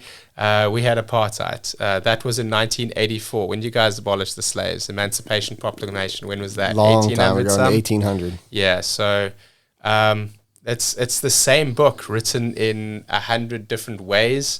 Chapter 1, maybe chapter 3 in the other book. Right. But it's history repeating itself. Yes, but it's way worse where I'm from, and we've got to learn from that, though. I think that's something that it's sort of sad now. I'm going to take a turn here in a second away from what we're talking a little bit of politics, but to see us trying to erase a lot of the history that we have here in the country as well right now is bound to make us return and then repeat those same mistakes if we can't learn from them, because you're going to take them away. Yep. You can't teach them. You can't talk about them. That's a whole nother subject, erasing history. You can't erase what actually happened or change how it happened. Well, you can. You can just take it away. And what it's going to guarantee is that you make the same mistake again. Yeah. And that the same thing happens over and over. So do you want to be stuck in Groundhog Day, or do we want to build this to be something better? Yeah. Let's build it to be something better. Let's build it. America was built from nothing. Amen. You're right. And that's from someone that come from somewhere else to realize what all Americans should already realize. I think many realize it. I think how we need to start taking it into our own lives, and they already do. And when I say they, I should say we now, because I'm a citizen now. Yeah. So we already do. I'm proud that I'm an American. Is just like I described, we need to stop being in judgments of people. We need to start trying to help people. We need to pour out. Everyone is essentially family. We are all human beings. We all came from, if you believe, in the book, that we all came from the same mother and father, essentially. Yep. So we are all related in some way. So why wouldn't we treat each other as such? And I think that's what we need to return to a lot. But that's what America has that. So you guys have all the workings of what we need to do. We just, I don't know if maybe the focus needs to change, or maybe we're just being, it's sort of like a magic trick, whilst those that are enriching themselves are doing this, they're doing this under the table, they're doing whatever they're doing under the table. I don't know what they're doing under the table, but that's the kind of stuff that we need to stop, because America, as people, we got it, man. We have what we need. We care about each other. We help each other. We are family, even if it's not blood. We need to be there with one another. We need more of it, though, because right now we're so divided. It is, and I think social media is one of those things that the mobile phone and social media, I think, is to blame for that a little bit, because back in the day, you would go sit in, and I'm going to talk about me in South Africa here, you're going to go sit down at 8 o'clock after the news, you watch the news, because if you don't watch the news, you're not allowed to watch the TV. That was just a rule in my house. You want to watch the movie, so you get caught up on the news, and then you watch your movie. Now, guess what, dude? The movie that comes on, you have no choice what that movie is. Right. It can be a soppy love story. It can be a war story. It can be anything, dude. But you're going to watch that movie. That's your only choice. Now, in today's day and age, there is no living with what somebody else may like and you don't. It is on my phone. I dislike it. I press X. It goes off my screen. Yep. I got headphones on. I listen to what I want. You listen to what you want. Now, I do like that we have those choices and the freedom that we've been given, as I'm all about the freedom. But if you can see there, I'm able to X from my life anything that I don't like. Thus, if you say something that I don't like, I'll just X you, bro. Right. I'll just hit the close button. Yeah. That It's very insensitive, impersonal. Social media has by far single-handedly come Right. between families and Americans and humans, period. Right. And I told you this either at lunch or before when I gave you the grand tour. Yeah. I would get rid of social media in a heartbeat if I didn't have to have it. Right. Right. I despise it. Right. I mean, it's useful. I don't want to sound like a very hypocrite, useful. but It's great for media and marketing. Obviously, people want to see what you're up to. It's a tool that should be bringing us together, but then it's also it's being very divisive and polarizing, and it's causing people to become very inward and possibly more focused on only what they want versus what's good for everyone, and that we can all work together at that. Yeah. So rather than having the synergy of you and I, 1 + 1, just being 2, we can be 3. But now what will happen is you working left and I'm working right. So 1 and 1 actually becomes 0. Yeah. We're just pulling against each other. And I think that's really, it's such a small little change that we can make. But if we can all look up from our devices and focus on the future together, I think we can really continue to be great. I don't want to say be great again, because we are still great. We can continue to be great. So let's do that. So, but yeah, No, I you're think right. phones are what changed. I mean, I've got mine sitting right here. It's When I went to the movies, part of life. Yeah. When I went to the movies as a kid, my friend would ask me, do you want to come to the movies? I would ask him when. He would say Friday. I would say, yes, let's go. Yeah. I wouldn't ask him what we're going to watch. Nowadays, somebody will be like, hey, you want to come to the movies Friday? What are you going to watch? I'm going to watch The Matrix. I don't like The Matrix. I'm not coming. It wasn't about watching a movie back then. It was we've got about so many connecting with your choices. friends. So, yeah. Which brings me to like going to restaurants. Yeah. I hate a menu that's got 14 pages. Give me one side of food, one side of liquor. We're old school, bro. Yeah, These new people grown up in the social media age, that's all the choices they have. They want 14 pages, you know. Yeah, so, man. These people, they want too much, then they don't want to give anything back either. yeah. A lot of people are just all about, the selfish side of things. And one of the biggest problems, because I've got a 10-year-old and a 24-year-old, and one of the biggest problems is trying to raise our children to not look or sound like they're entitled. Right. And right now we have this entitlement of, and it's not just of like materialistic things. For instance, we all, now that we have fiber and high-speed internet, if we have slow internet, we're like, what the fuck? What is going on? Right? Like you get angry. I'm guilty, man. I'm angry, guilty. like, Yeah. But I grew up when I had a pager or a landline that, the whole family used. Dial-up internet. Do you remember that? But so that's the whole thing. Like, I don't want my kids, because I want to give them everything I can. That's, as a parent, you want to spoil your kids. Yeah. But the last thing I want is my kid to run around like some little punk, snot-nosed punk that expects everything to be given to him for nothing. Right. Not earn it, not work for it, not get good grades, not be good, not do their chores. Like, do your shit. You'll get whatever you want. Right. And when you're out and you're not with mom and dad, you act the same. Yeah. Don't act like anything different. This is who you are. This is who you're going to be. You act what you act in front of us, Yep. in front of them, Yeah. period. And what we're losing is that a little bit of parenting, in a sense. I see it all the time. where Just throw a phone in front of them. Perfect example. We did Jeep Jam 2 weekends ago. This huge Jeep festival here. And, oh my God, it's bringing me pain thinking about it. Super successful event for us. However, the kids, we built this bitchin' little crawling course for the 24 scales. And we were doing a contest. It was free. Should have charged $5. Would have made a mint. Free. They come over. and they just snatch up the cars and run. Well, a couple of them would sit there for an hour just running and running and running these cars. I'm like, where are your parents at? Oh, I don't know. So they would drop off their kids, not care one bit about us. Free babysitters. Here we are running a business, trying to like get contacts, sell stuff, run this contest. And these kids are just running amok, running through our course, stepping on stuff that most parents would say, hey, don't do that. Yeah. But no, they weren't their problem anymore for that hour. Yeah. Now they could go get a beer over at the beer garden or go look at some Jeep stuff that they wanted to go look at. Yeah. But this, in the same token, we see a lot of times where a parent is just frustrated and just hands them an iPad. Yeah. Yeah, I feel you, man. I feel you. I often wondered to myself, because I don't have any kids, but I often wondered to myself what kind of parent I would have been and what my life would have been like if I'd have been born in America. And I feel like the opportunity cost of my becoming an American, and during that time that I would have started a family, the cost of my becoming American is that I will never have children. I cannot. It's too late now for me. My girlfriend that I'm with now, we've already decided on a medical basis that we don't want to risk her life in order to do this. And she's got some kids, so I still have contact there, but they're not my kids, they're not my family. But I often wonder, if I'd have been born in America, thus not had the opportunity cost to become American, would I be like that?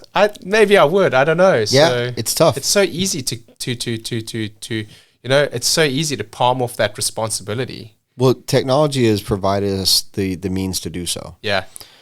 Back when I was younger, when you were younger, like we threw a football or we played with our friends outside, or, we didn't talk on the phone because our parents wouldn't let us use it because they needed to make sure a call would come through for them or whatever. If there was an emergency or family or anything. It wasn't like this. So, yeah, you think that, but in the grand scheme of things, I'm grateful that I grew up in the era I did, in the way I did, so that I can somewhat pass it along. You're right. Now, don't get me wrong. My daughter plays on her phone or on her iPad or whatever. I mean, she's a smart kid, straight A's. She's a good kid. She doesn't cause a lot of problems. She's an athlete. She gets what she wants.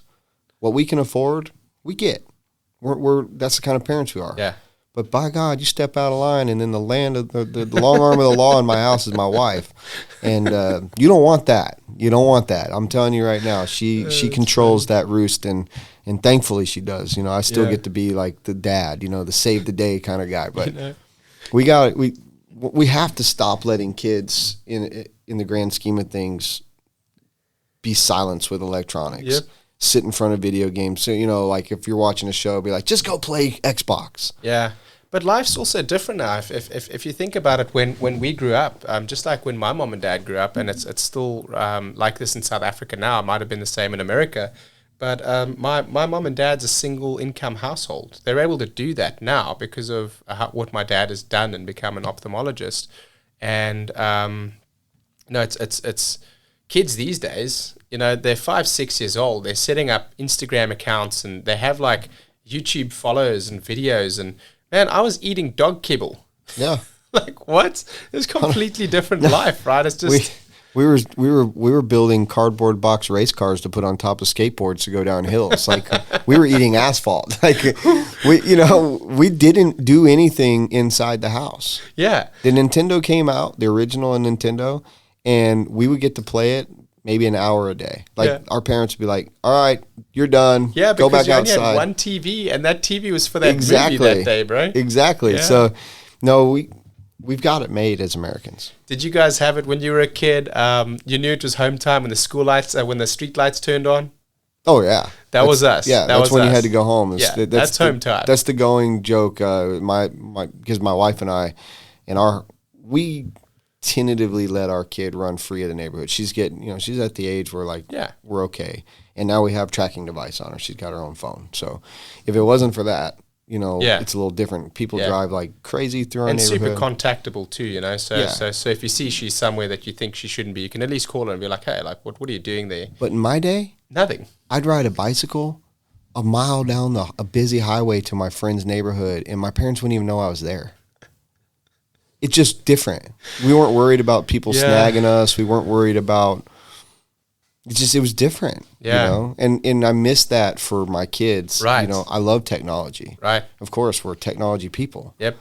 But it's Yeah. it's bad. Yeah, exactly. It's just man. social media, internet, peripherals, all these different things that we have access to. It's not great. Right.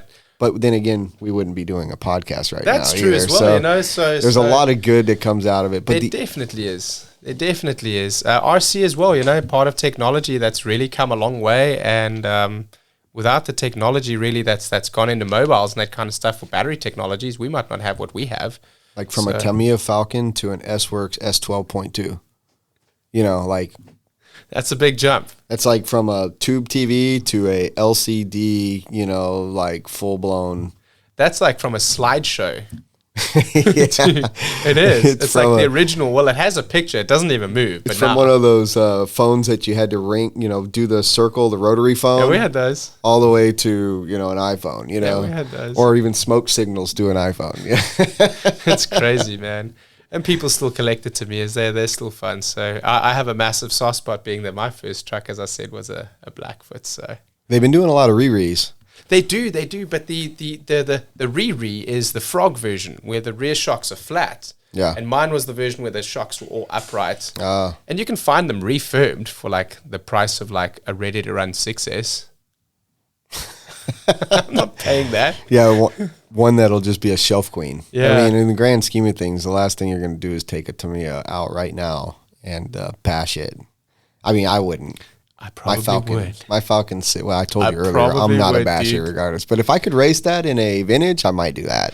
So the truck that I had before I left South Africa, and this is the only thing of my life that survives pre-fire, I gave to my buddy because he just had a kid, and I said, when he's old enough, let me know, and I will tell you like what you got to do, get it running again. And I know the car very well.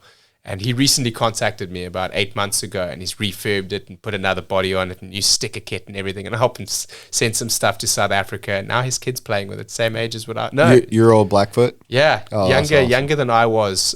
He is now 10, so I was 13 when I got my first. Maybe I can influence his life in the same way. I became a racer because of that. I started watching Formula One because of that. With my uncle, started seeing that I loved cars. My dad loves cars, but I mean, he has about as much, how can I say, charisma as, sand has moisture. I guess you can get mud. That's a bad analogy, but you get what I'm saying. So he's a great guy, don't get me wrong, but Just not a car guy. he is a car guy, and that's what's really weird. He's just not a talker. He's very he's very introverted, and it's funny. I will say this: I'm actually an introvert myself. I just know how to be extroverted. Also, he just never learned that. So, I think if you're in the RC world, you're an introvert. I think so. Eh? I mean, we're all nerds. I think what it is, you're right. I was a massive nerd myself, and the introversion, you learn that being alone, you're not going anywhere, buddy. You have to be seen a little bit. Yeah. So we all do just enough to get seen, but I think we're all truly introverts. I think so. I've thought about it a lot, and I don't know anybody that's not a geek, Right. a nerd in RC. Right. They can say they're not, and they can act like they're cool. Like some of my better buddies in the racing world are, they're cool dudes, but they're nerds. They're total nerds. I loved back in the day taking programming and coding and writing batch codes to change the game just slightly that I was playing to like literally change parts of the game I didn't want to play. Right. Right, literally recoding it in DOS, and that was really where Turbo Pascal way back then in the 80s and 90s was where all my programming ends. I should have carried on with that, but yeah. Anyway, I wish I would have done a little bit of that. It's It's a good thing there's smart people that take money to do that kind of stuff, because I'm definitely Delphi, C++, Visual Basic, JavaScript, HTML, all still extremely useful. The thing with it is it's constantly changing and evolving to the point where even if you studied it and then you didn't use it for a couple of years, you got to do it all the time. that's what happened to me. Yeah, you have I'm totally so far. I'm like prehistoric now. Yeah. I'm writing DOS shells. These guys are writing HTML code. I've done a little HTML, but that's the extent of it, man. I'm not you do some Java, design. C++. I do a lot of graphic design, but the coding side of things, my extent goes to HTML. Yeah, I mean, it's not my HTML is thing. super useful still, obviously it's what's on the web page, it's what we all see. So, but most of programming and logic going to be based probably in C++. So, Yeah. yeah, and that's pretty advanced in comparison to what I have. So, Right. So what do you, I know we've been talking for a while, so I don't want to leave without learning a little bit more about the ProTech side of things. So are you the brand manager for ProTech fully, or? No, that would be Chad Bradley. Bradley. Where I sit actually officially would be as account manager for Amain. And what that means is that I reach out to all of the hobby shops that we distribute to. We have over 90 A-level brands now that we distribute, and we supply those to all the hobby shops, just like yourself, as you know what you can get from us. Big name brands, Techno, Associated, ProTech, EcoPower, Tekin, McLaren Racing. We have a lot of race bread, but then also focusing a lot these days on the bashing. So that's what I focus on. ProTech's brand manager would be Chad Bradley. So Chad Bradley is responsible for finding the products that we're going to use, the QC, the ODM, the design, the specs that we want, the manufacturers that we're going to use, because we do ODM. So the benefit of ODM is that we're not stuck in R&D. And if we produce something from our R&D that's been exceeded by a competitor, well, we're stuck with that because that's what we've developed. So it gives us the benefit and the flexibility to move with the industry as quickly as it changes. If it changes quicker than what our products do, we'll find another manufacturer that's able to make it for us. Mm-hmm. And we will continue to focus on that quality that the RCer wants, the racer wants, the top quality, the pro tech. So yeah, we spell tech a little bit different, but it's TEK. No, it's good. That's what it is. It's good the pro play tech. on words. Yeah. Yeah, ProTech, for a lot of people that don't know, is a very good brand. Thank you.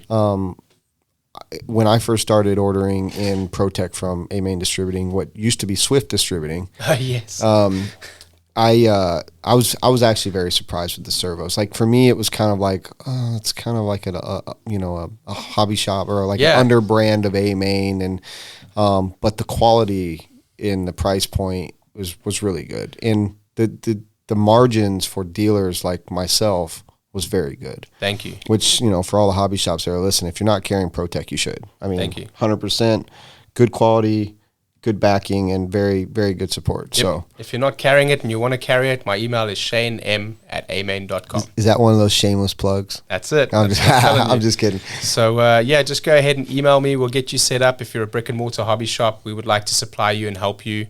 You're right. ProTech, many, many, many years ago, we had to do things like crash replacements on your batteries. So if you crashed and you showed us a photograph of your Tuckoed battery, we'd take 50% off the next one. We still have exceptional warranty. Still one of the easiest brands to warranty and deal with is ProTech and EcoPower, which is our value-focused brand. But at the same time now, our warranties are industry standards.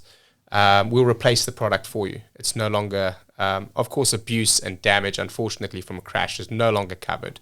But that's the kind of stuff that we had to do, build up. And now we have names like Mayfield, Tessman, Spencer Rivkin, that run our products. So some exciting news to come probably in the next couple of years as well. And a staple at most hobby shops that are both race and now really happy to see in the bash shops too, because we were really focused on just race hobby shops with ProTech previously. But the brand is now really spilling over with EcoPower as well into the bash side. But a lot of the bashes are using the ProTech servos. Yeah, I've noticed the new servo lines coming out in EcoPower as well as like the 24 scale batteries with EcoPower and the batteries for the crawlers and stuff. We utilize them, we sell them. They're good sellers. Thank you. I think in the grand scheme of things, when there's somebody that stands behind a product and there's a direct line to it, no matter what the brand is, they're gonna eventually take off. Right. We've seen that in a lot of the big names. Like when you stand behind a product, a hobby shop wants to sell it. That's true. And it makes it real tough to buy stuff that everyone wants. We hear it all the time. I remember, what was the dang brand name of the lipo? So lipos 5 years ago is a different story. Oh, yeah. And people would always be online. Like Jins Ace wasn't as good as they are now, but they were super cheap. and everyone, not a lot of hobby shops are carrying it. It was all eBay or online or whatever. And you'd hear Jen's Ace, I got this and I bought it off the line, whatever, bought off eBay. Well, now that brand, same thing happened with Hobbywing. I remember when Hobbywing came out the year I opened up, and their speed controls were junky little $50 plastic things. And in comparison back then to Speed Passion, and now they've like swapped seats. Exactly. And so Hobbywing is now just an exceptional brand. I love the brand. I love the people behind it. But when it first came out, I was like, oh yeah, it's just a budget way. It's a budget product to get going. Now it's like, yeah, there's some other stuff we can get you in, but Hobbywing, is top dog, top dollar stuff. But yeah, ProTech and the EcoPower stuff that your proprietary stuff has been really good for our shop. So I definitely tell anybody and recommend it to other businesses as well. Trying to protect those margins and make sure that we keep moving with the times. The servos, the batteries, and the chargers are really that bread and butter for you. But then also trying to find a lot of niche products. For example, surprisingly, not a lot of distributors have sprue cutters. How are you going to cut your wires if nobody sells you one? Well, you got to go to the hardware store.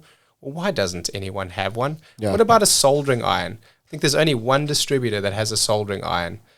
Just little things like that. So we're trying to roll up our products. You'll see some new ones. We just brought out a ProTech backpack. It fits a short course truck inside. You can put any car inside of it.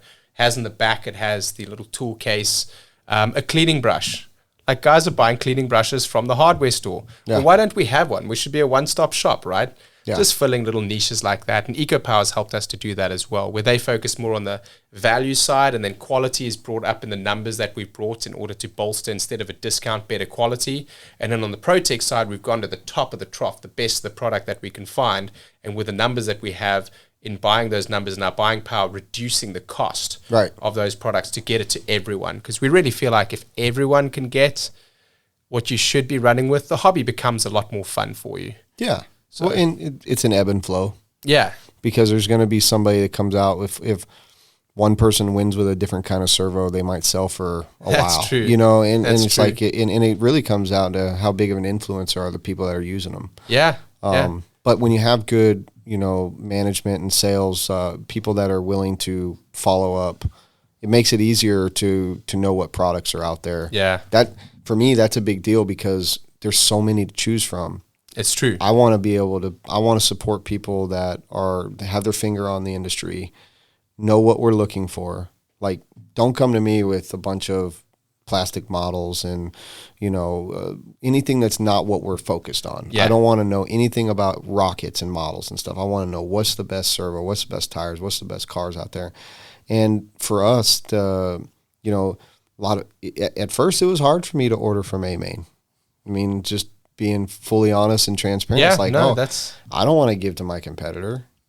But in the same token, you guys have good margins, you have good product, the support's been really good. It was a no-brainer. And fortunately, we went that route. Right. A lot of people don't want to, we've talked about this before, they don't want to buy from other shops because they're supporting other shops. When that's not true. What you're doing is just supporting the hobby, which is actually going to grow it. Exactly. And if we don't grow the hobby, we're going to just keep losing people. That's it. You've hit the nail on the head. And, we are one of the larger retailers of RC online. And we have the opportunity and the means and the capital to expand like a Hobbytown V2 could, for example, right? But we won't do that. We don't want to do that. Because if we did that, we would be going out and killing all of the mom and pop shops to become a monopoly. We don't intend to become a monopoly. But what we intend to do is to invest into the industry so as to grow the industry. Because if you guys all go away, venues and places that you can get a part on which you break your card a day, maybe that customer puts it on his shelf, and instead of shopping online, he doesn't shop online, and it becomes a shelf queen, and RC dies. Yeah, doesn't shop at all for RC. No.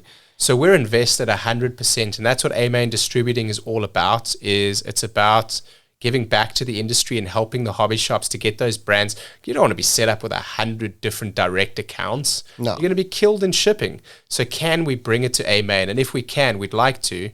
So with that being said, we have been picking up, like I said, when I started with Amain in 2016, we had 32 brands. Now we have over 90 A-level brands. Yeah. So, some of the big ones added, Team Associated and Techno and that kind of thing. They were direct before. Yeah. Which means several different websites, several different calls, several different places for warranty. Lots of the warranties are direct with the manufacturer. That's not like that anymore. Most of what you get from me, you can warranty with me. Yeah. With a phone call. Exactly. I'm going to take care of you. That's what I'm saying. The support's been really good, and we feel, good about pushing the product. It makes it easy for us to say, hey, buy this battery, or whatever it might be. Right. You give options, and there's other similar options from other companies that we support them as well. The main thing is we try to sell what people want. Yes. You guys have a lot of it. This company has a lot of it. Yeah. So we have to. I mean, to do what we're trying to do, we have to. Oh, yeah. But ProTech and EcoPower, for sure, of those two proprietary lines that you guys have are great lines. And don't get me wrong, I order a lot more than just that stuff from Amain. But yeah, so Amain's the distributing side of Amain has been really good for us. So I'm glad that you guys exist, and it's nice you put the warehouse up in North Carolina. Yeah, that's really been a big us. change for us. Being able to reach you guys in a much quicker time, I feel like that was part of that animosity, of course, looking at Amain as a competitor, because we're a reseller that sells online that can reach all customers from all brick and mortar hobby shops. So that animosity was there originally. But now people are seeing that we do stand behind the product. We are supporting the hobby shop. We are investing into you guys.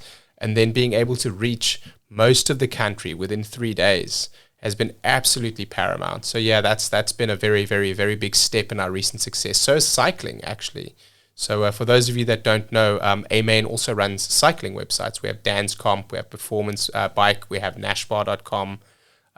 So yeah, that's all us as well. And the cycling has allowed us to have two streams of revenue, which one is peaking when the other one isn't, which has made us more stable, and that's helped us to grow to make the North Carolina facility as well. So it's been exciting to see, and you guys have all been a very big part of it, as you did rally behind us, and you guys are all pushing us to grow as well. So thank you for that. Yeah, that's awesome. The bike thing, did those three different websites, did Amain acquire them or start them? We acquired them. So the bicycle scene, just like any other industry, has changed a lot through the way that people shop these days. People seem to be starting, a high percentage of people are starting their shopping experience on their phone. And then what they're doing is they're starting to look for that product. And cycling, just like RC racing, there are so many option parts. They're so super specific that a brick and mortar like shop can't keep everything necessarily. You can't go in and get every single sprocket or BB or threaded bearing or crankset. You can't get all of it. You just don't have space to stock all of it. It's not possible. You can stock what people are asking for, and you can special order the rest. Instant gratification meant that those people didn't want to wait. And those stores that were ordering it were only going to get it in a week or two, where the guy online already had it, and drove a lot of the business online. And those brick and mortar hobby shops, not hobby shops, cycling shops that were attached to those brands, Performance had their own stores, their own line of stores. They all dried up because of that as such, because they had all of this overhead to have a store, but the guys are just buying it online anyway, because the option part's not in the store. Right. And then as the physical facilities dried up, and this is why we're so invested, because we've seen it happen in industries over and over and over. Toys are one of them as well. I could talk about Toys R Us. As those brick and mortar facilities dry up, so does the website. Yeah. And then it's gone, and then it's dead, and then there is no more. So with cycling, we bought danscomp.com, we bought Performance Bike, we bought Nashbar. None of those retail facilities or those brands exist anymore. We are them. We took them over. It was a large transition, but it's all online now. And maybe in the future, I guess, I mean, we're trying to work towards maybe some cycling distribution. Maybe we can try to put back into the cycling industry the way that we have in RC. Yeah. We'll see if that's possible. I think it will be. That's real cool. I don't think everybody realizes that Amain is also invested into the cycling side of things. So I think it's really cool that Amain, and the execs have all gone in a different route. I love the fact that, like you said, that when one's peaking, the other one's on the downside, and vice versa. A lot of people, would just assume you guys kick ass all year, and obviously Amain does. Yeah, I mean, the hobby side, Amain is probably always going to do a little bit better than most of us, just because you guys have so much. You have the 2 warehouses. You're a household brand. You have tons of following. Right. But in the grand scheme of things, we have to also, understand you guys aren't just a retail shop, you're wholesale. So the wholesale side of things for Amain's RC is a huge, way of keeping your things moving through the warehouses. But being that the bike stuff's all retail, is it still the game of trying to get it to the next level, increasing revenue, or because you have all 3 of those sites, as long as you guys are reaching a certain number, things are good, businesses, can continue as normal? Like how do you gauge that? So my dad told me something when I was younger, and it was pretty interesting. He doesn't talk very much, as I said, but he did tell me a couple of things. So when he talked, I listened. And he told me one thing in life. He said, "Hey, Shane," because I asked him, "Hey, what should I be when I grow up, Dad?" And he told me, he says, "What do you like to do?" And I said, "I don't know yet." He says, "Well, what you need to do is you need to find out what you like to do. And it doesn't matter if it makes money or not. You need to become good at it.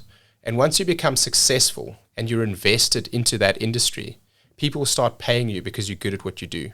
If you chase the money, you'll always be sad. You'll always be poor." Now, Amain has a very similar philosophy. I'm not saying that we're not in business to make money. Of course, we consider profitability. We can't be losing money. We can't die in trying to invest into the industry. But what we realize is that investing into the industry grows the pot for everyone, which also grows us, rather than just, how can I say, as I alluded to earlier, we could, if we wanted to, open up stores across the nation, I guess, but we won't, because that's not investing into the industry. That's becoming a monopoly. That's being profit-driven versus being success-driven. Because if we're all successful, then everything grows. Right. So that's our philosophy, and I guess that's why I'm so embedded myself in Amain, is because Amain is based upon something that I fundamentally learned at a 10-year-old level. Right. That I was based on: chase what you will be good at. Look to take your weaknesses and make them strengths. Take your strengths and strengthen your strengths, and then invest into something. And as you help everyone, it can be better for all. Don't just take from someone else for you to make your life better and worse for someone else. That's not how we should live. So that's American. That's what I was saying. It's the American way, man, is to be in unison and to help one another and to be free and to live your life as you wish, but also to make better for all. Yeah. Yeah, you couldn't be more right. Your dad couldn't be more right. I've been labor of love driven my entire life. My father, self-employed, as long as, I've been alive, and it's always been businesses and such that he was either good at or he loved. And I've followed in that path. My story's out there. I started this with nothing, pretty much. Most people wouldn't have started with less than 3 times what I started this with. But it was because I loved it and because I was so passionate about it that I could grow it. Right. It wasn't because and people see I that, had a lot of money. It's tangible. Well, and that's the hardest part. Like, everyone's different, and not everyone's going to work as hard as the next guy. Right. Everything's individually based. Right. So you could have the same passion, but you just be lazy. It is what it is. I was very not lazy, very. I love what I do. So getting up in the morning is not hard. Yeah. You know what I mean? That was something else my dad always told me. It was interesting you say that. He said, hey, if you go to a job for money, you'll be tired every day and you'll be hoping for Friday. But if you find a job, like you said, that you love, it's not hard to get up, and work doesn't feel like work. You never want to leave. Exactly. the whole family situation. It's just like, I love my family and I love my work.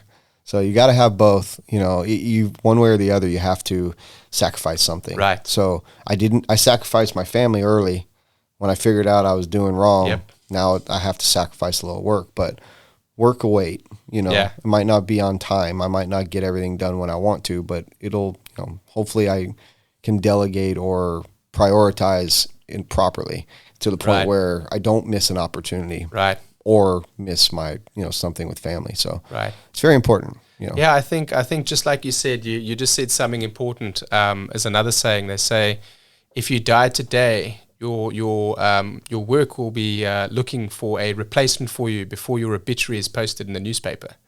So family is the one that's important. Family is the one that counts. Yeah. Family is why we do everything that we do. Family can be blood. It can be of your own offspring. It can be, like I said, my friends that I've made here. But that, for me, that is of the utmost importance. The personal connection, the people. For me, money is material.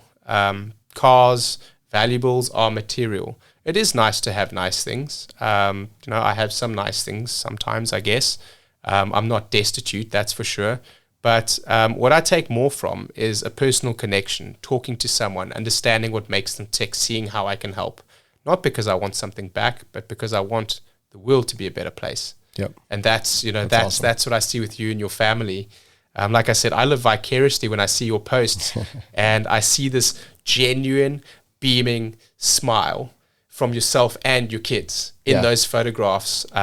Funny, I don't see a lot of pictures, and not like I'm looking for your wife or anything, right? Like, I've got to see Brent's wife, But she's a hottie. But I don't know, but there's not a lot of pictures of her, man. Yeah, there is. You guys got to get pictures of you guys together, because either one of you guys We taking do. the picture of you and the kid, or it's the other way We're around. not together all the time. That's the problem. So when Okay. we are together, there's pictures of us. See, that's what I was alluding to earlier with the world today, where people just toss out a phone because both parents are busy.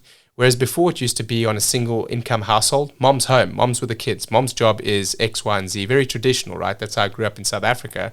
But the world's different today. But it's nice to see that you both are taking that alternating time then to be with your family. Yeah, my wife's the one that taught me. If it wasn't for her, I'd probably still be like married to work.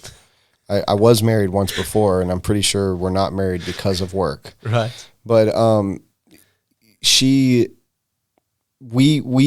we alternate day and nights based on our daughter's schedule.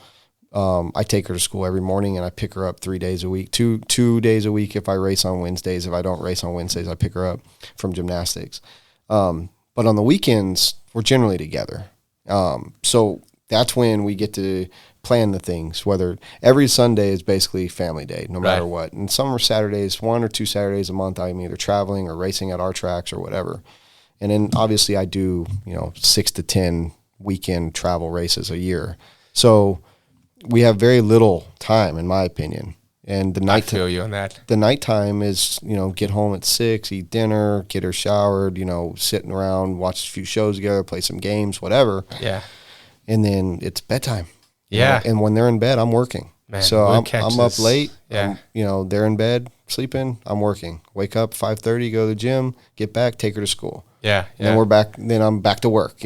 So your 10-year-old has she been down the track? Has she run? Yeah. Oh yeah. Does she run also? Not anymore. Not anymore. No. Well, she's just so busy. Oh damn. Yeah, I mean she's a full-time competitive gymnast.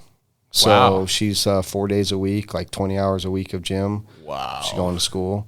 That's another thing that's changed in the years gone by. When I did gymnastics when I was a kid. Gymnastics when I was a kid was doing roly-polies on the grass for an hour once a week, right? My girlfriend's son has just joined the football team. He's 16 years old.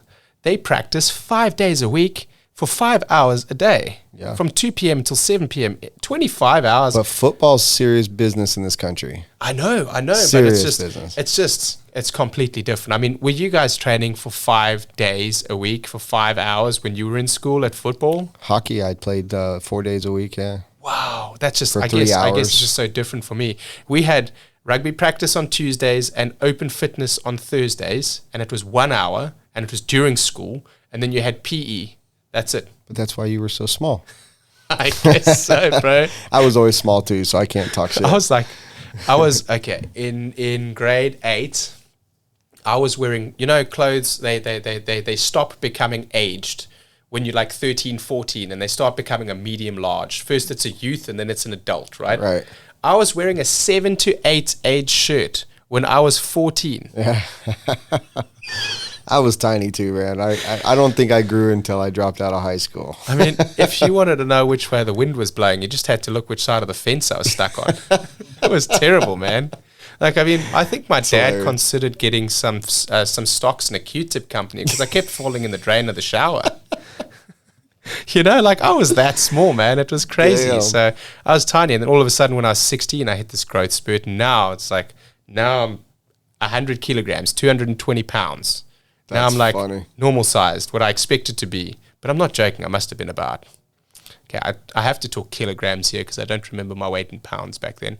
I think I was around like 48 kilograms when I was 14. You got to multiply by 2.2, so you can do the math there. Under 100 pounds or around 100 pounds. That's funny, man. When I'm like 14. I was always so tiny. I never thought I was going to grow. And it wasn't until 2 years ago I started working out that I had any definition. I was just this, you know, like Napoleon Dynamite looking dude, you know. I could dress good, but, you know, underneath there was this whole different story going on. But, you know, the gym and the discipline of that has changed my life. I think growing up like that, where the odds are stacked against you in terms of physical attributes in some way, helps you to develop your mental as well as your talking attributes, as well as bringing you out of your shell from introversion to a little bit of extroversion and seeing the use of that. And then luckily the both of us then got the benefit that we bolted that on later, but we were built and forged from that fire of the adversity of inversion. Fucking tiny guys, bro. Right. What the hell, man? Right. Girls don't want to talk to you, bro. The rule was you got to be taller than them, right? Bro, I was half the size of all of them, man. I met my wife I was racing. I met my wife. I won my second race ever on ice. And I was a scrawny dude for sure. Oh, yeah, that must have been an asset when you were racing. I mean, wrestling the bike, probably not, but power to weight, sure. When I was racing motorcycles, I was so small that I had a guy that raced with me that owned quarter horses that wanted me to be a jockey for him. That's how tiny I was. No lie. That's crazy, 100% factual. Wow. Yeah, he's like, bro, you'd win me a lot of money. You light. It was like 100 pounds at 20 or 115 pounds at 20 years old. Hey, so we're going to, after the podcast, talk about that thing I was saying about the garage. But if you said in South Africa, you can make me a lot of money, like that would be something else too. Well, I think, how long have we been doing this? 2 hours. This is a good one, man. That's awesome. Well, you know, time flies when you're having fun. And it was awesome. I'm glad that, so I had a meeting scheduled at 12 that got canceled. And if it wasn't for that, you would have been on your way. And you just lost 2 hours of your life. But, man, it was really good to learn. And, you know, a lot of people don't know a lot about Amain other than we got a lot of cool stuff. And, they don't see faces a lot. Yeah. So now they're going to have an opportunity to see your face for a little while. And they all heard your voice during INS. So now they get to kind of see a little bit more other than what you, to be honest, I only watch the mains and a little bit of it at that because I don't watch a lot of RC. I just can't.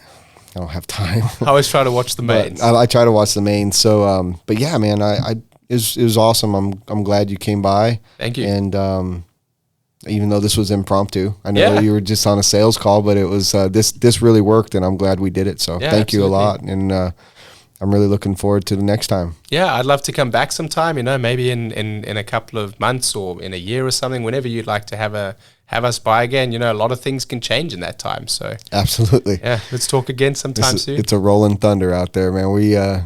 You don't know what's going to happen tomorrow. So it's insane. A lot of the things that I just thought in my life would be ironclad, and they just take a 90-degree turn. Yeah. So, yeah, happy to be here. Well, as long as you don't park your car in my garage, we're good. Now I see what you're talking about. Oh, no. All right. Well, until next time, hope you guys enjoyed. This Wheel and Trigger, Shane Mouton. Yep, that's it. Brent Densford, Lola May sleeping on her chair. My man Robert Urich, you can't see him either. He'll be on the next ones, right? We'll get him on. I got 3 cameras coming, or 2 more cameras, and production's getting ready to ramp up. So cool. Thanks for being back there, Robert. Thanks for helping us out. Awesome. All right, man. Until next time, guys. Thank you. Cheers.